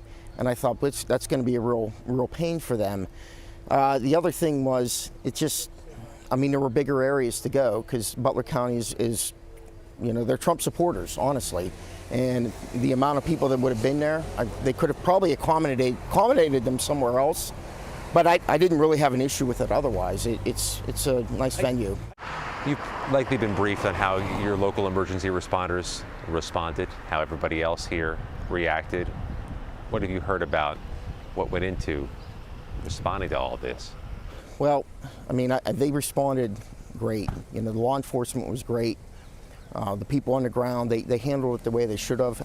How often does this really happen? And the way they they stepped up and took control immediately. I applaud the police, Secret Service, everybody that was there. They did a great job. Serving as a county official for 16 years, you reflect on the fact that Butler County is now synonymous with something quite awful? Yes, somewhat embarrassing, honestly, but at the same time, you can't predict human behavior.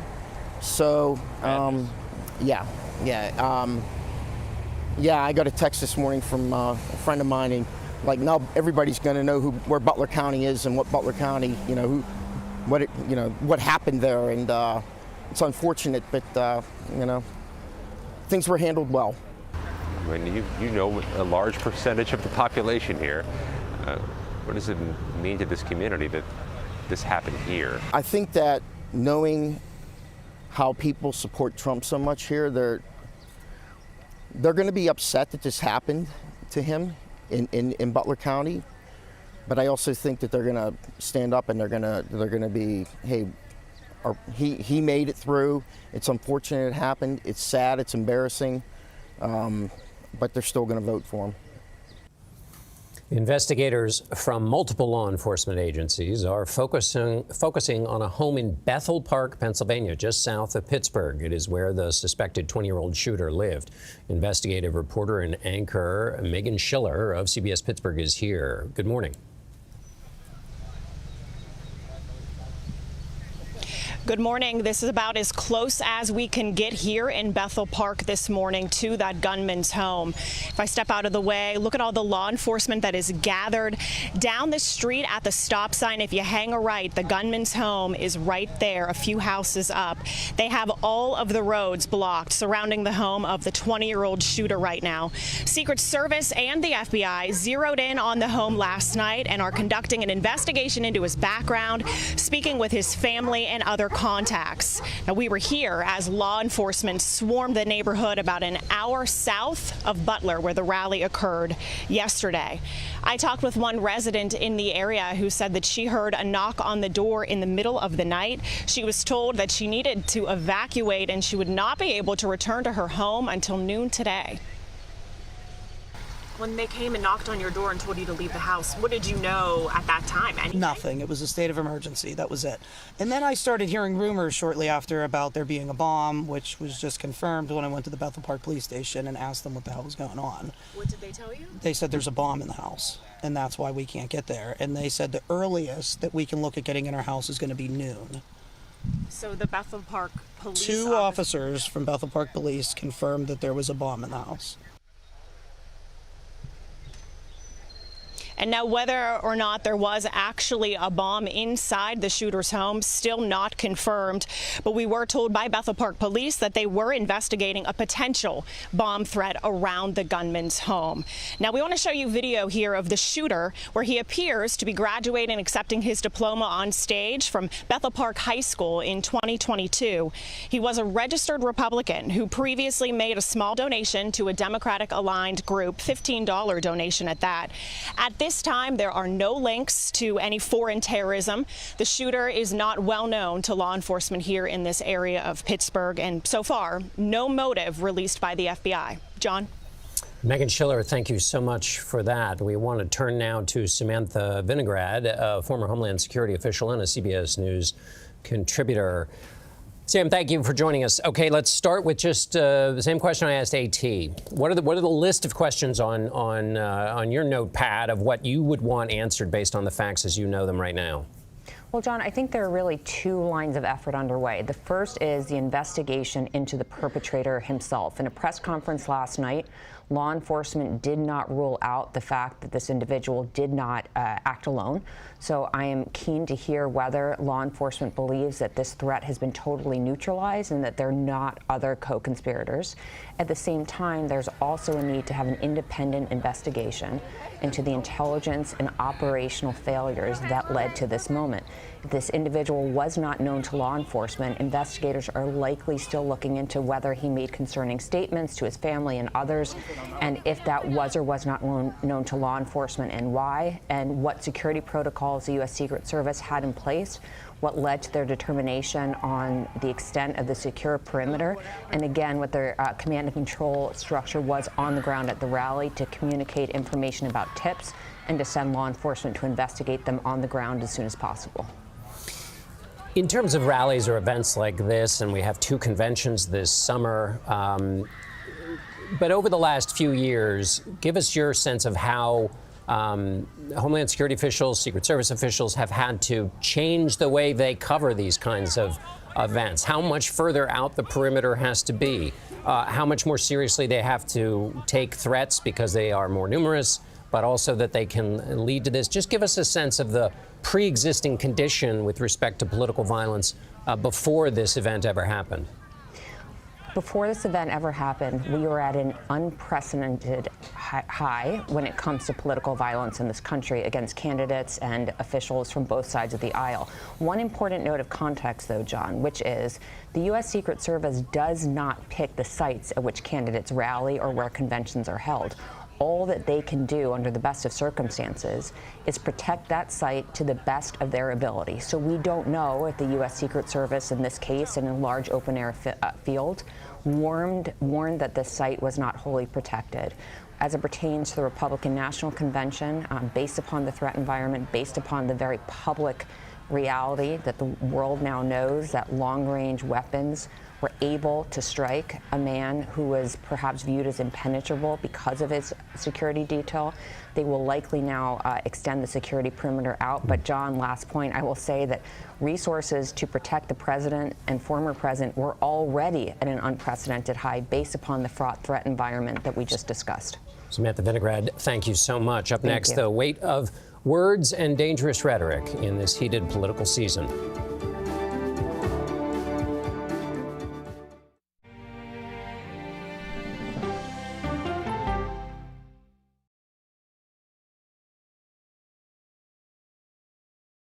Okay, so let's just start at the beginning. Well, let me start with this. What is at stake here? What is the answer then? Do you know why? You want me to just keep going? Is that a good thing or a bad thing? Were there death threats? How is this possible? What's wrong with that argument? Are you saying they lied? Have you told the government that? Why won't you say the word crisis? You're not answering my question. This really Is that scary? Does that make sense? What do you mean? What does that mean? Did any of that make sense?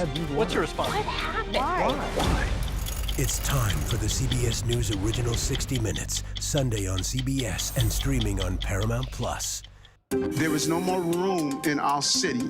New York City is receiving record numbers of migrants. Today, we're going to have more than 500 adults and children come through that door. Tensions rise as shelters reach max capacity. We don't have to take care of them. CBS Reports goes inside a crisis cities and families are facing as they fight to survive. The United States still has that glimmer of hope for people to come here. Fighting for a future. Now streaming on the free CBS News app. This case. It's like a screenplay, something straight out of Hollywood. But it's not fiction. It's 48 hours. Human remains found this week. 4 families shattered. There's no physical evidence. The mystery would haunt investigators for years.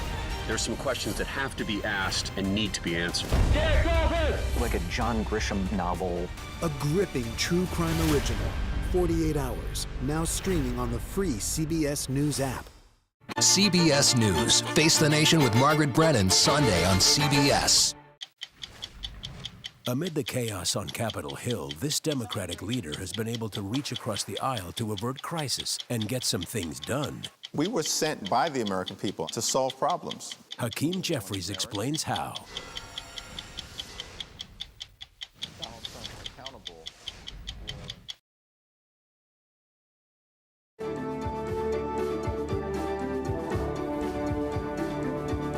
Our special coverage of the attempted assassination of former President Donald Trump continues now with some historical perspective. We're joined by presidential historian Douglas Brinkley. Douglas, good morning. Let's just give me the first historical moments that you went to, either to say here's a parallel or this is why this moment is different. Well, immediately when I saw the photograph of the blood on the face Donald Trump, I realized that that was going to live eternally, that was a very rare photo that'll be in history books, that will be seen over and over again. But my mind also jumped to Milwaukee. I think Butler County, Pennsylvania, and Milwaukee are going to be tied to the hip in history. And in Milwaukee is where in 1912, Theodore Roosevelt, as the Bull Moose Party for candidate, got shot and continued speaking while he was bleeding. Trump, as a modern-day bull moose, will be going into the arena in Milwaukee, and his MAGA fans, Republicans, are going to give him an ovation that we can't really even imagine yet.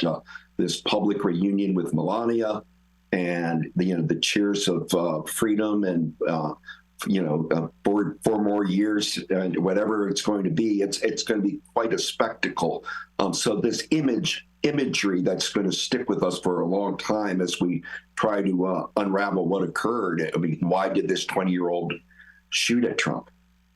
And we also, looking back at previous attacks on either candidates or presidents, we have the categories that are political, and then you have what happened with former President Reagan, John Hinckley, which really had no political valence. It was his own personal demons. When you think back to the attempt on George Wallace, the two attempts on Ford, RFK, there was a period there in the late 60s and into the 70s that was a cauldron that led to people to take action violently in some political contexts. People have talked about the rise in political threats and violence on both sides today. Do you see any parallels there or a way out of this in some of the responses that might have happened historically to previous acts of political violence?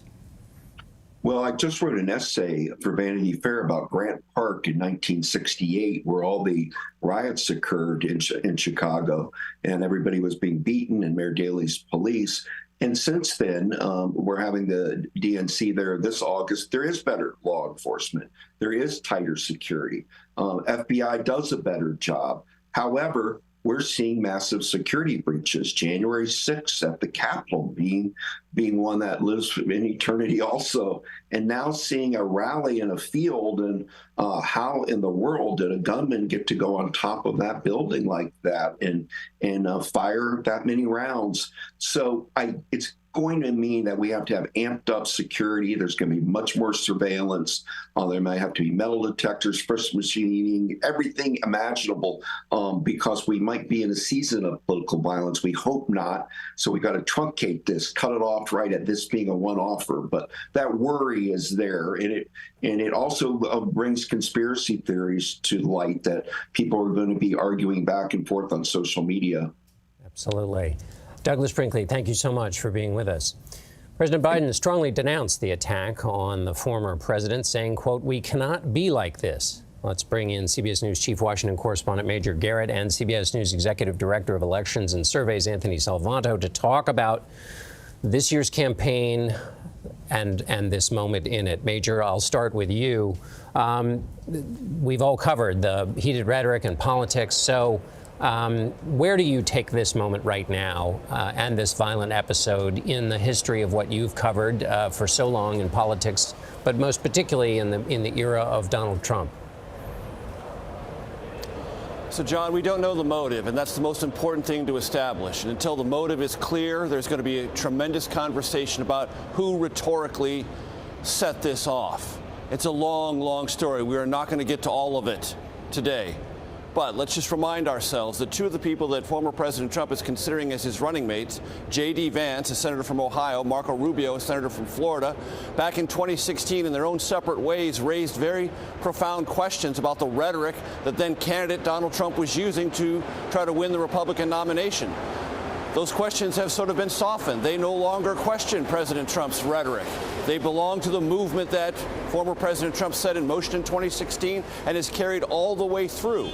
We have the lies about the 2020 election, the Capitol riot, which there was an impeachment trial in the Senate, and several Republicans thought, if not morally or legally, from a political perspective, the president was responsible for that. Plus, you have the resistance movement that started up to President Trump as soon as he was elected in 2016, and very dark Democratic rhetoric about what a Trump presidency either does mean or would mean again in 2024. Everyone will be able to find on social media or in some previous television or cable interview some justification. No, that was the rhetoric that did it, or you went over the line, or you crossed this threshold. Everyone can find something to comfort themselves that they're not to blame. But the atmosphere around former President Trump as a candidate, then as president, now as someone seeking the presidency again, has inflamed both parties in ways unrecognizable to me before Donald Trump became a political actor in this country.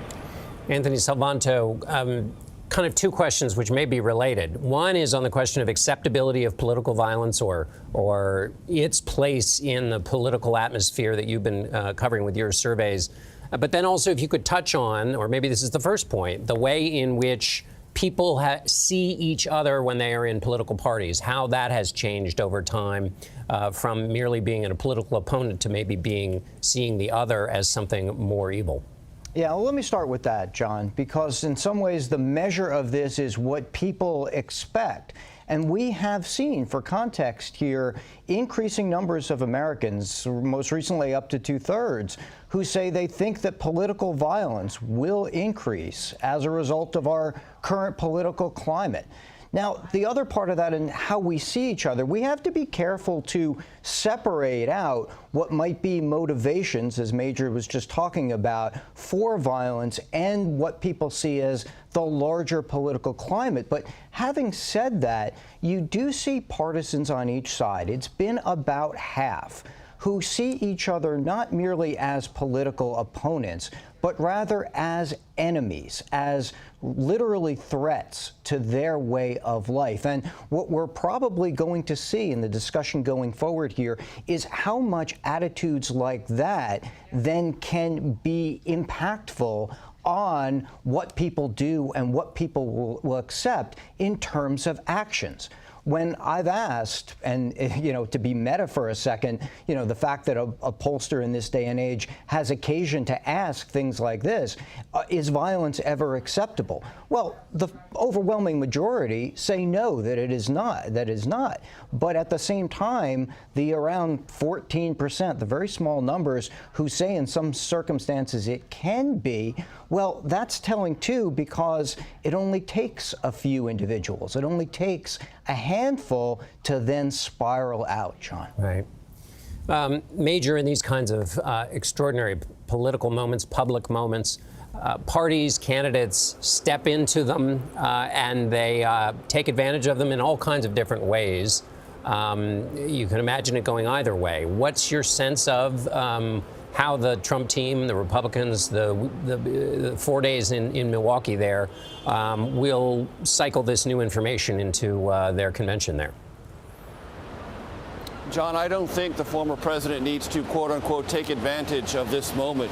We heard the folks that Tony DeCopel talked to at the Milwaukee airport saying instantaneously they are more motivated than ever. The Trump movement is about a person, no question about it, but it is about a larger sense of where America is and where America may be going.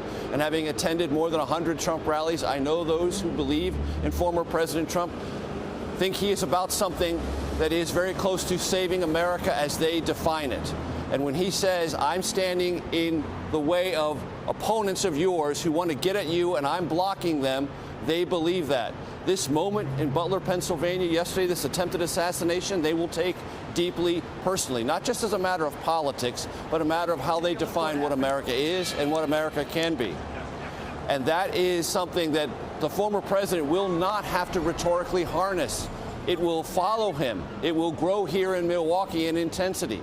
Whether it radiates outside of the Trump movement, we don't know yet. But the former president knows he does not have to do anything.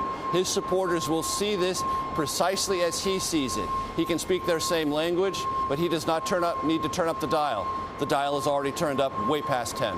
Major Garrett and Anthony Salvanto, thank you so much for that perspective and the reminder that we don't know what we don't know about the shooter and his motivations. House Majority Leader Steve Scalise, the congressman who was shot in 2017, is calling for a cooling down of the incendiary political rhetoric. He'll join us next as our special coverage continues.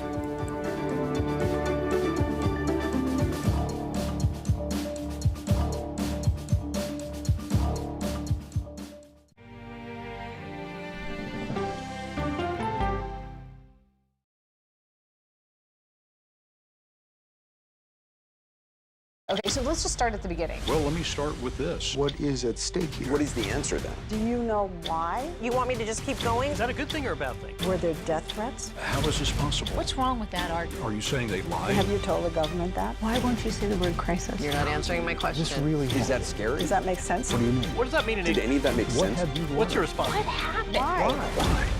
It's time for the CBS News Original 60 Minutes, Sunday on CBS and streaming on Paramount+. There is no more room in our city. New York City is receiving record numbers of migrants. Today, we're going to have more than 500 adults and children come through that door. Tensions rise as shelters reach max capacity. We don't have to take care of them. CBS Reports goes inside a crisis cities and families are facing as they fight to survive. The United States still has a glimmer of hope for people to come here. Fighting for a future. Now streaming on the free CBS News app. This case. It's like a screenplay, something straight out of Hollywood. But it's not fiction. It's 48 hours. Human remains found this week. 4 families shattered. There's no physical evidence. The mystery would haunt investigators for years. There's some questions that have to be asked and need to be answered. Like a John Grisham novel. A gripping true crime original. 48 hours. Now streaming on the free CBS News app.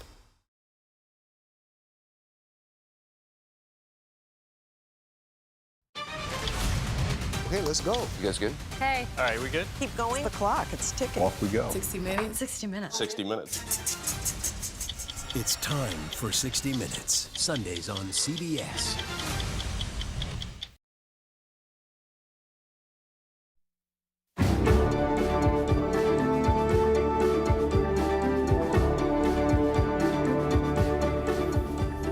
Welcome back to the CBS News special on the attempted assassination of former President Donald Trump. I'm John Dickerson in New York. The former president had just started speaking at his rally on Saturday, shortly after 6 p.m. local time, when there was the sound of pops in the air. Trump bent down as Secret Service agents rushed to the stage to cover him with their bodies. Then, a defiant Trump raised his fist to the crowd as he was led away. If you want to really see something that said, take a look at what happened.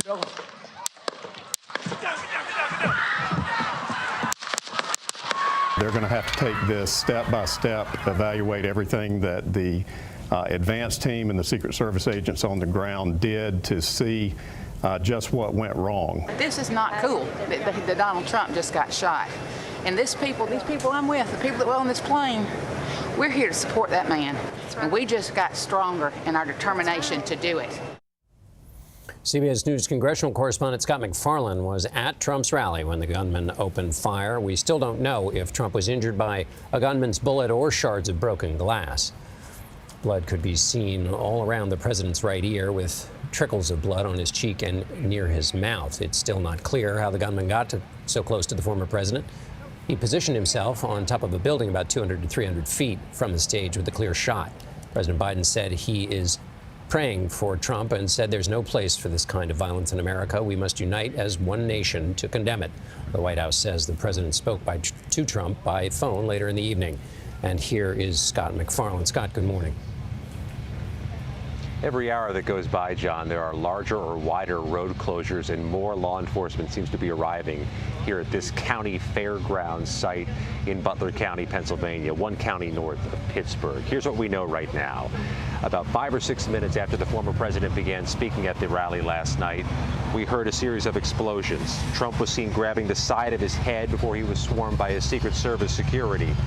In a photograph captured by Doug Mills of the New York Times, you can see a bullet apparently flying right past Trump's head. The FBI has identified the shooter as 20-year-old Thomas Matthew Crooks of nearby Bethel Park, Pennsylvania. He's seen in photos that have circulated at a high school graduation 2 years ago, getting his diploma. Crooks targeted the rally from a shed that was roughly a football field away from where Trump was speaking and was shot. Crooks was killed by a Secret Service sniper. At least one spectator was killed. 2 more were injured, and witnesses reported seeing the gunman and pointing him out to authorities before the shooting began. Trump was whisked off stage by security, checked in at a local hospital before leaving to return to New Jersey. In public remarks last night, President Biden condemned the violence, said that he had spoken to the former president. And as you mentioned, that phone call happened pretty soon after the attack. This morning, Trump posted on social media it was God who prevented the unthinkable from happening, going on to say, "Fear not, but instead remain resilient in the face of wickedness." And he is to speak and attend the Republican National Convention, John, which is getting underway right now in Milwaukee. Scott McFarland, thank you, Scott. For more reaction, let's bring in senior White House correspondent Weijia Zhang at the White House and senior White House and political correspondent Ed O'Keefe, who is in Milwaukee for the Republican National Convention. Good morning to both of you. Weijia, we're hearing the president will be briefed again on the incident this morning. What are you hearing from the White House? What more can you tell us? Yeah, John, in just a short time, around 10:30, he is expected to receive an updated briefing from his Homeland Security team, along with law enforcement officials. And we are just now learning, John, a White House official telling me that that call between President Biden and former President Donald Trump was, quote, good, short, and respectful. So not much there, but they are confirming that it was a very cordial phone call. Biden landed back in Washington last night, just after midnight, from Rehoboth Beach, where he was actually set to spend the rest of this weekend. But he rushed back here after making remarks. And you can see in this video that there was a Secret Service agent closely escorting him to his vehicle. And I can tell you that this morning, Secret Service has closed down public access to Pennsylvania Avenue in front of the White House, as well as Lafayette Park right across the street. Now, we don't know yet, John, how this is going to change the president's plans for the upcoming week, but we can tell you that the campaign has suspended all political activity. So pausing all outbound communication and pulling TV ads as quickly as possible. And so this is clearly shaping the president and his view of his role right now. And sources stress that it is the very concern of political threats and violence that has motivated this president to run back in 2020 after the white nationalist rally in Charlottesville, and to run for re-election on January 6th. And we are told that it was President Biden who immediately told his team that he needed to address the nation last night. And we heard those remarks. He was extremely cordial and referred to the former president as Donald, trying to bring down the temperature, John, and focus on the humanity of what's happening. Thank you very much, Weijia. Ed, the Biden campaign may be on pause, but you're in Milwaukee, where the convention begins tomorrow. There's obviously a lot of focus on President Biden's age and his staying in power. How do you think that issue in a paused campaign that would have been kind of on pause while the Republican convention is going on? I mean, how does this throw the campaign as it existed before yesterday up in the air? Well, much like the advertising, John, it's in suspension. Just an hour before the former president was shot, the current president was on what was described as an angry defensive Zoom meeting with members of the House Democratic Caucus who were questioning his political chances. It was described by several lawmakers as a really testy exchange, and one that might have prompted more lawmakers to come out last evening or today to call for his ouster. But for now, that conversation is completely suspended, according to several people I've spoken with, although one lawmaker suggested it's suspended only until or unless, quote, the current president has another episode.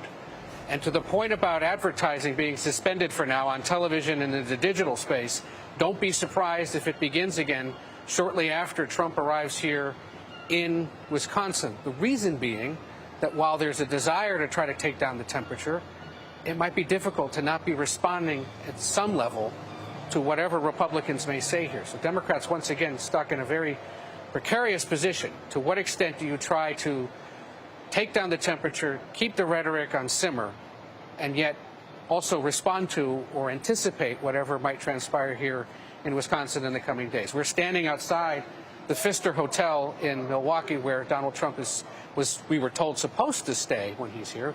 Unclear if this will be the venue. Part of the security perimeter that we anticipate during the day today, John, will be pushed back even further as the Secret Service and state and local authorities begin expanding the security perimeter around this convention. Thank you, Ed. Joining us now are CBS News Chief Election and Campaign Correspondent Robert Costa and Face the Nation moderator Margaret Brennan with what they are hearing from their sources. Bob, I'll start with you. What are you hearing from the Trump team? And I note here an email to the Trump team from their senior leaders. In it, it includes a line that says, "Please do not comment publicly on the occurrences of today. We condemn all forms of violence and will not tolerate dangerous rhetoric on social media." What are you hearing, Bob? At this moment, it's all things go when it comes to the Republican National Convention. There is, of course, a lot of concern, alarm inside of the Trump campaign, inside of the highest ranks of the Republican Party today. But they are planning to, one, move forward with the vice presidential selection in the coming days, and two, begin the convention in Milwaukee on Monday. And they're looking towards that Thursday moment when Trump is scheduled to take the stage as a major moment in this campaign, where Trump will appear, as they are planning to at this moment, to give a major speech accepting the Republican nomination.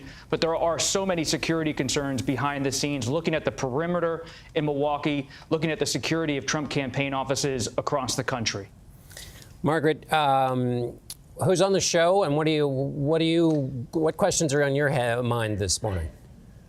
John, I think all of our heads are spinning because what has happened in the past few hours has changed our national conversation.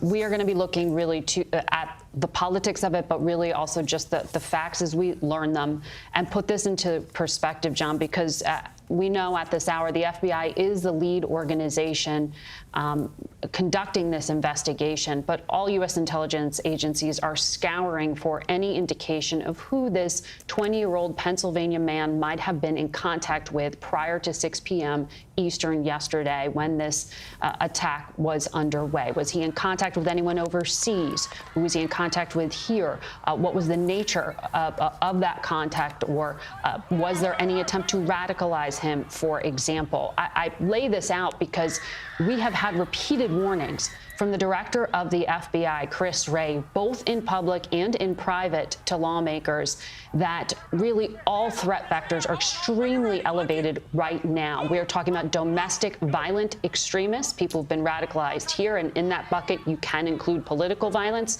state-sponsored terrorism, as well as foreign terrorist organizations. And he has testified they are all at a high level of risk in this country right now. So all mass gatherings were already being scrutinized. And in the wake of the events, you can imagine there is going to be an even higher degree of scrutiny. So we're going to be talking to Tom Cotton, Republican senator from Arkansas, national security-minded senator already, who will be addressing the Republican National Convention about crime and other issues. We're going to have Chris Krebs, our colleague, who has been looking at the radicalization online, the amplification of some of this really damaging political rhetoric, and Jason Crow, a Democrat who was on that call with President Biden yesterday that got heated. Our Ed O'Keefe mentioned it. John, that was the story until 6 p.m. yesterday, and we will pick it back up for you. Margaret and Bob, thank you very much. Joining us now is the Majority Leader of the U.S. House of Representatives, Republican Congressman Steve Scalise. Congressman Scalise was shot and nearly killed in 2017 by a gunman who opened fire as the Republican Congressional baseball game held a practice. Mr. Leader, thank you so much for joining us. I imagine this is very difficult to experience, just hearing that description and these events. What was your reaction when you got word about this?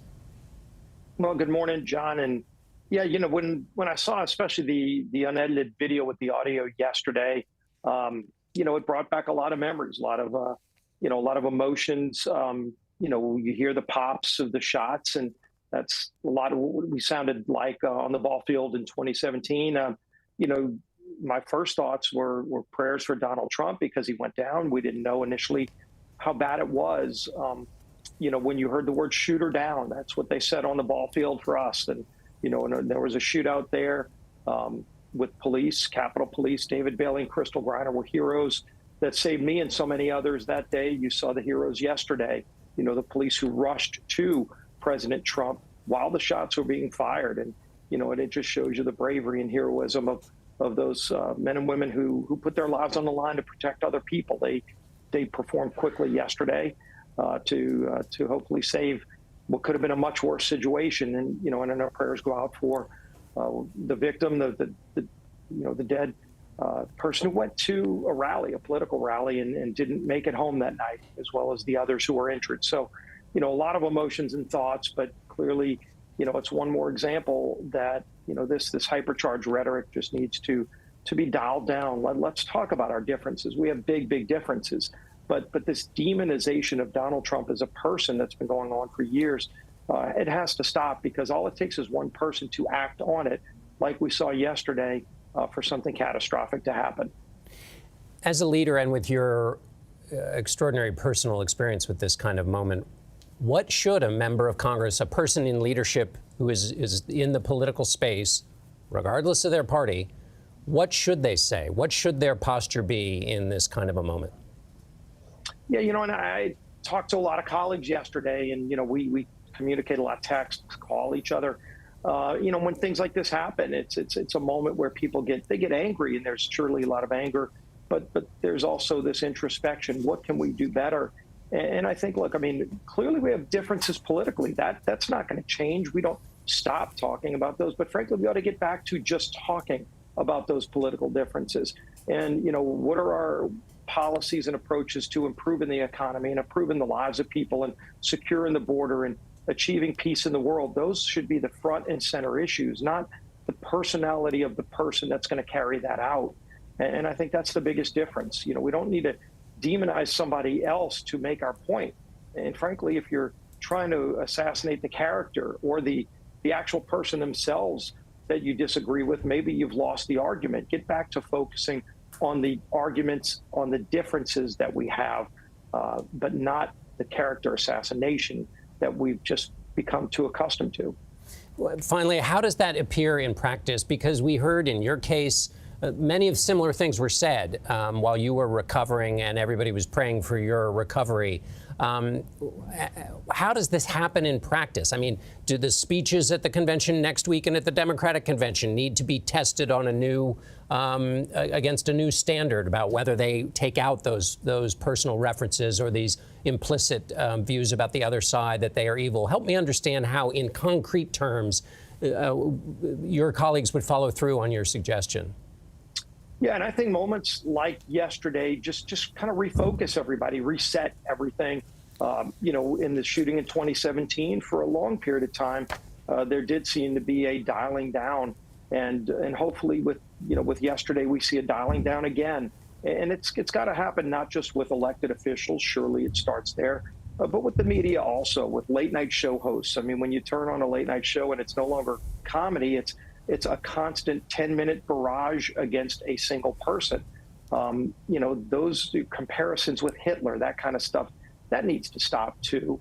I think everybody's got to look in the mirror and say, can we kind of refocus what we like or don't like about what's happening in politics, and maybe not focus it all on an individual? Congressman Steve Scalise, thank you so much for being with us. Republican Congressman Dan Muser had a front row seat at yesterday's Trump rally in Butler. His eyewitness account of what happened, that's next.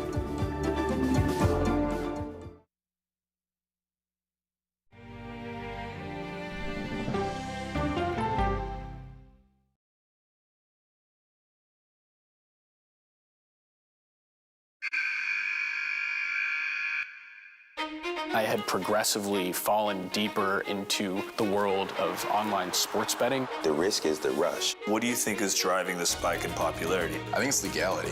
If it's legal, I'm going to use it. There are ways to bet when you are 18. We've created an epidemic of child gambling. You can't walk into a male dormitory in a college campus without sports betting happening. It's America's most neglected problem. I use sports betting as a way to escape, when in reality, I'm choosing self-destruction. Whatever I had left, it was gone. The purpose of the industry is to get you to play to extinction. And that means until all your money is gone.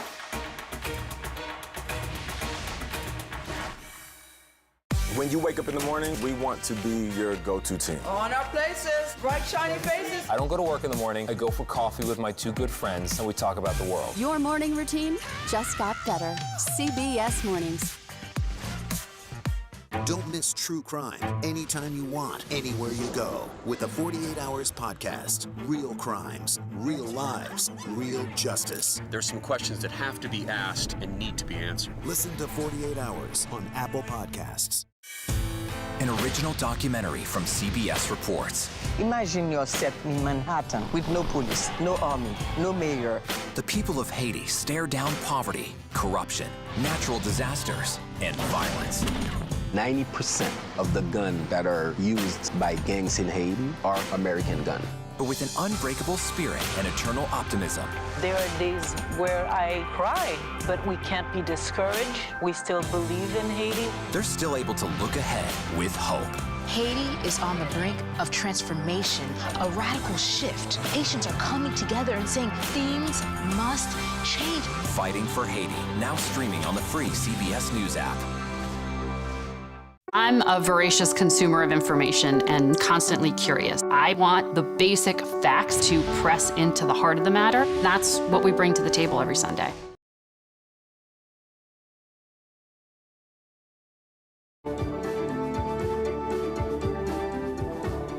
The investigation into the shooting at Donald Trump's campaign rally is taking place just as the 2024 Republican National Convention is getting underway tomorrow in Milwaukee. One of the speakers at the convention will be Wisconsin native Reince Priebus, former chairman of the Republican National Committee and former Trump White House chief of staff.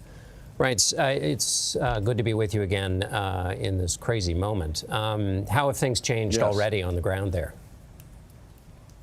Well, I mean, certainly people are stunned, grateful that the president, is safe, but also, it's a sad day for the people hurt. And I think it's just a sad day to know that there are people out there that they don't care about their own life. They don't care about other people's lives. And, for the most part, though, the president is strong.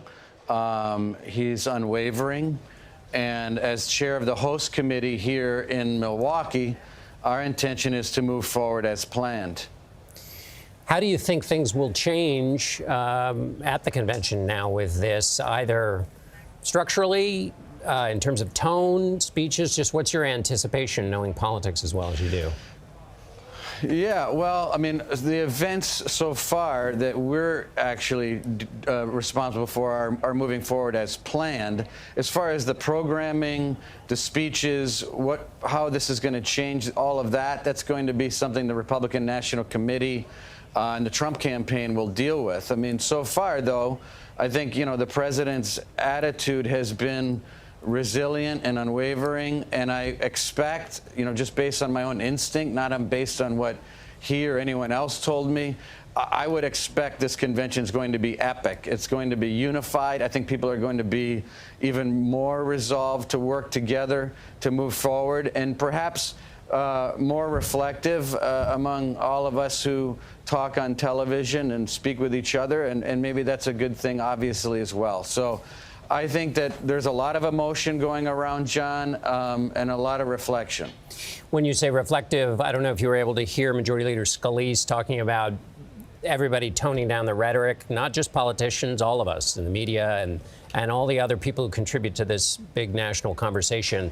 What do you think the nature of the reflection is that you were talking about? Well, I think it's similar. I mean, I think, unfortunately, division is very profitable in the media today, and I think somehow or another we got to find a way to make unity profitable in America. So it's something I think we've been thinking about for a long time, but we had a tragedy yesterday. I think we just got to reflect on that and pray about that, be thankful for a miracle, but also a tragedy for someone else. So it's just, the whole thing is just horrible and dreadful. Reince Priebus, former chairman of the Republican National Committee and chair of the host committee for the convention this year. Thanks very much, Reince. Pennsylvania Congressman Dan Muser was sitting in the front row at former President Trump's campaign rally yesterday when those shots were fired. He joins us now to tell us more about what he heard and saw in those terrifying moments. Good morning, Congressman. What went through your head? Hi, John. Hey, good to be with you. Yeah, it was certainly a tragic day. I heard some of the other comments being made by Leader Scalise and former Chairman Reince Priebus. It was a bad situation. It started as a typical rally, of course. Trump was in great spirits.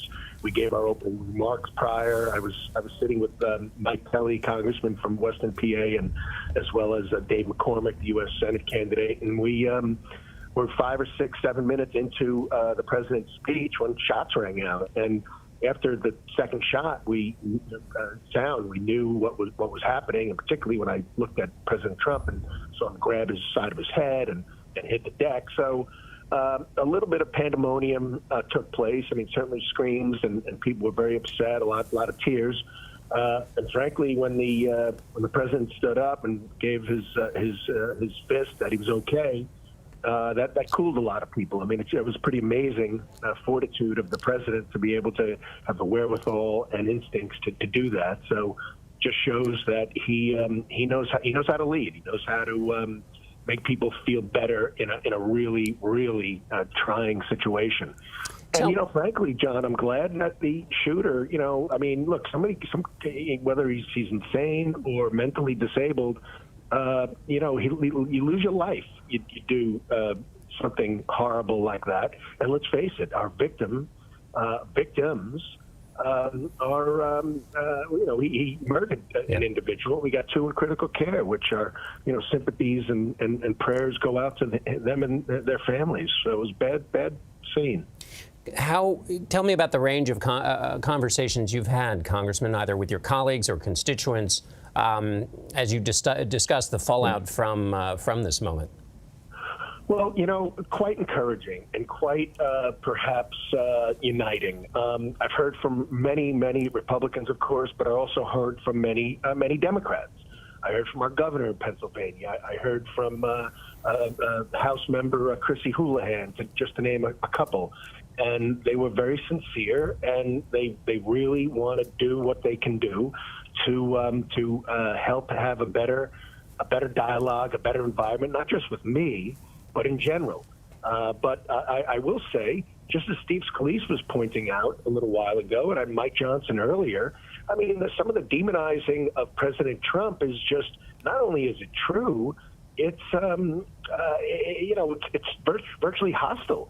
I mean, John, I can sit in committee meetings sometimes, and people refer to the president in the worst sort of terms, and MAGA is worse than a 4-letter word, and referring to him as a tyrant and how he's going to destroy democracy. I can imagine what they say in their stump speeches back home. But there's plenty of blame to go around. We all need to understand that we have a responsibility here to improve the political environment. Congressman Dan Muser, thank you so much for being with us. Our special coverage continues in a moment when I'll have some final thoughts about the attempted assassination of former President Donald Trump.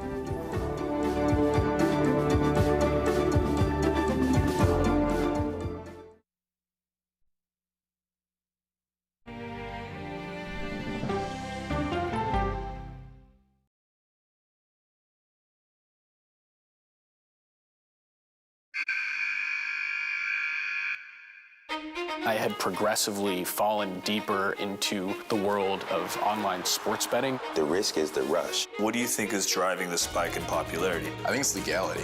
If it's legal, I'm going to use it. There are ways to bet when you are 18. We've created an epidemic of child gambling. You can't walk into a male dormitory in a college campus without sports betting happening. It's America's most neglected problem. I use sports betting as a way to escape, when in reality, I'm choosing self-destruction. Whatever I had left, it was gone. The purpose of the industry is to get you to play to extinction. And that means until all your money is gone.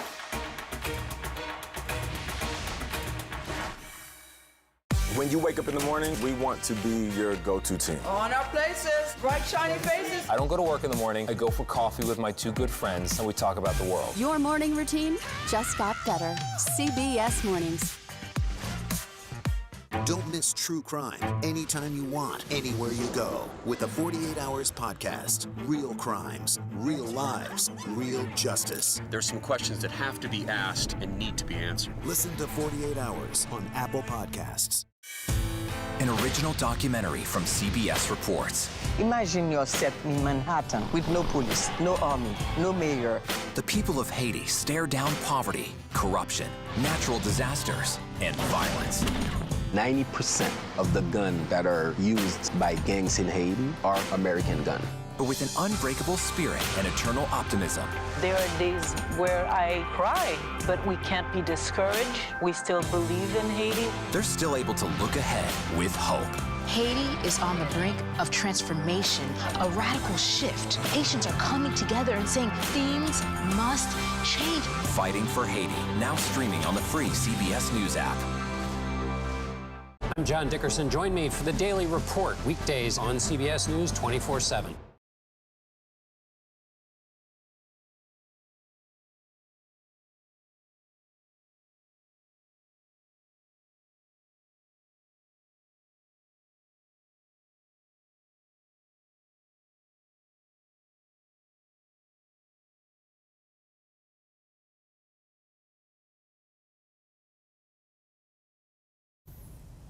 Saturday, one of our fellow Americans died because he supported a political candidate. Life, liberty, the pursuit of happiness, all that we seek and is promised in campaigns, stolen. 2 more are critically wounded for the same reason. Former President Donald Trump mercifully dodged a bullet by a distance of inches, maybe less, a distance that now measures the space between whether this reprehensible attack on a candidate and our democratic system will further inflame the political climate or shock us into a retreat from our usual reactions. The usual response would be to sort this tragedy by our partisan reflex of acrimony and fear. But the desire for affirming existing beliefs and fresh attacks is what most would say brought us to this pass. This is not just one more crazy turn in our crazy politics. This is a new moment, a new test. Not to stop thinking or slow the vigorous fight of ideas, but to respond with what we all know has been missing from public debate: restraint, grace, and the instinct to forego an advantage when something larger is at stake. This tragedy has reminded us all of those stakes. That's it for now. Our coverage continues with Margaret Brennan and Face the Nation.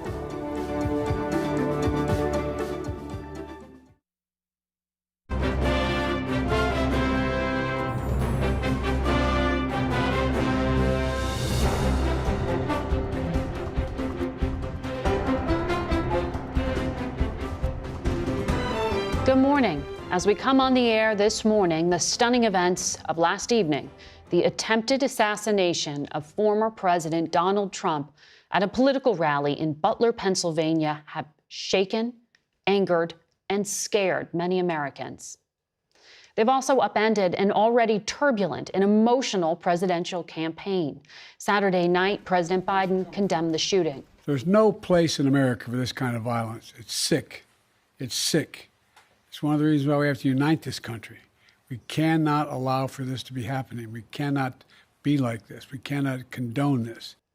In addition to the alleged shooter, one attendee was killed and 2 others critically injured. And we will try to get answers to the many questions we have about security for the former president, as well as the motive of the 20-year-old shooter.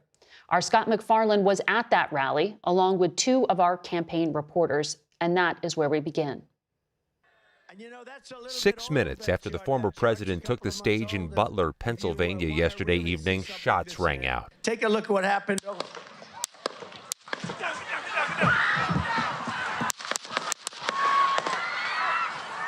Former president was quickly rushed off the stage by his Secret Service detail, blood clearly visible on his face. Shaken yet defiant, Mr. Trump raised his fist several times as he was taken from the scene, shouting, "Fight." He was taken to a nearby hospital and following his release issued a social media post saying he'd been shot with a bullet that pierced the upper part of his right ear. He said he heard a whizzing sound, shots, and immediately felt the bullet ripping through the skin. The shooter was shot and killed by Secret Service snipers from his location.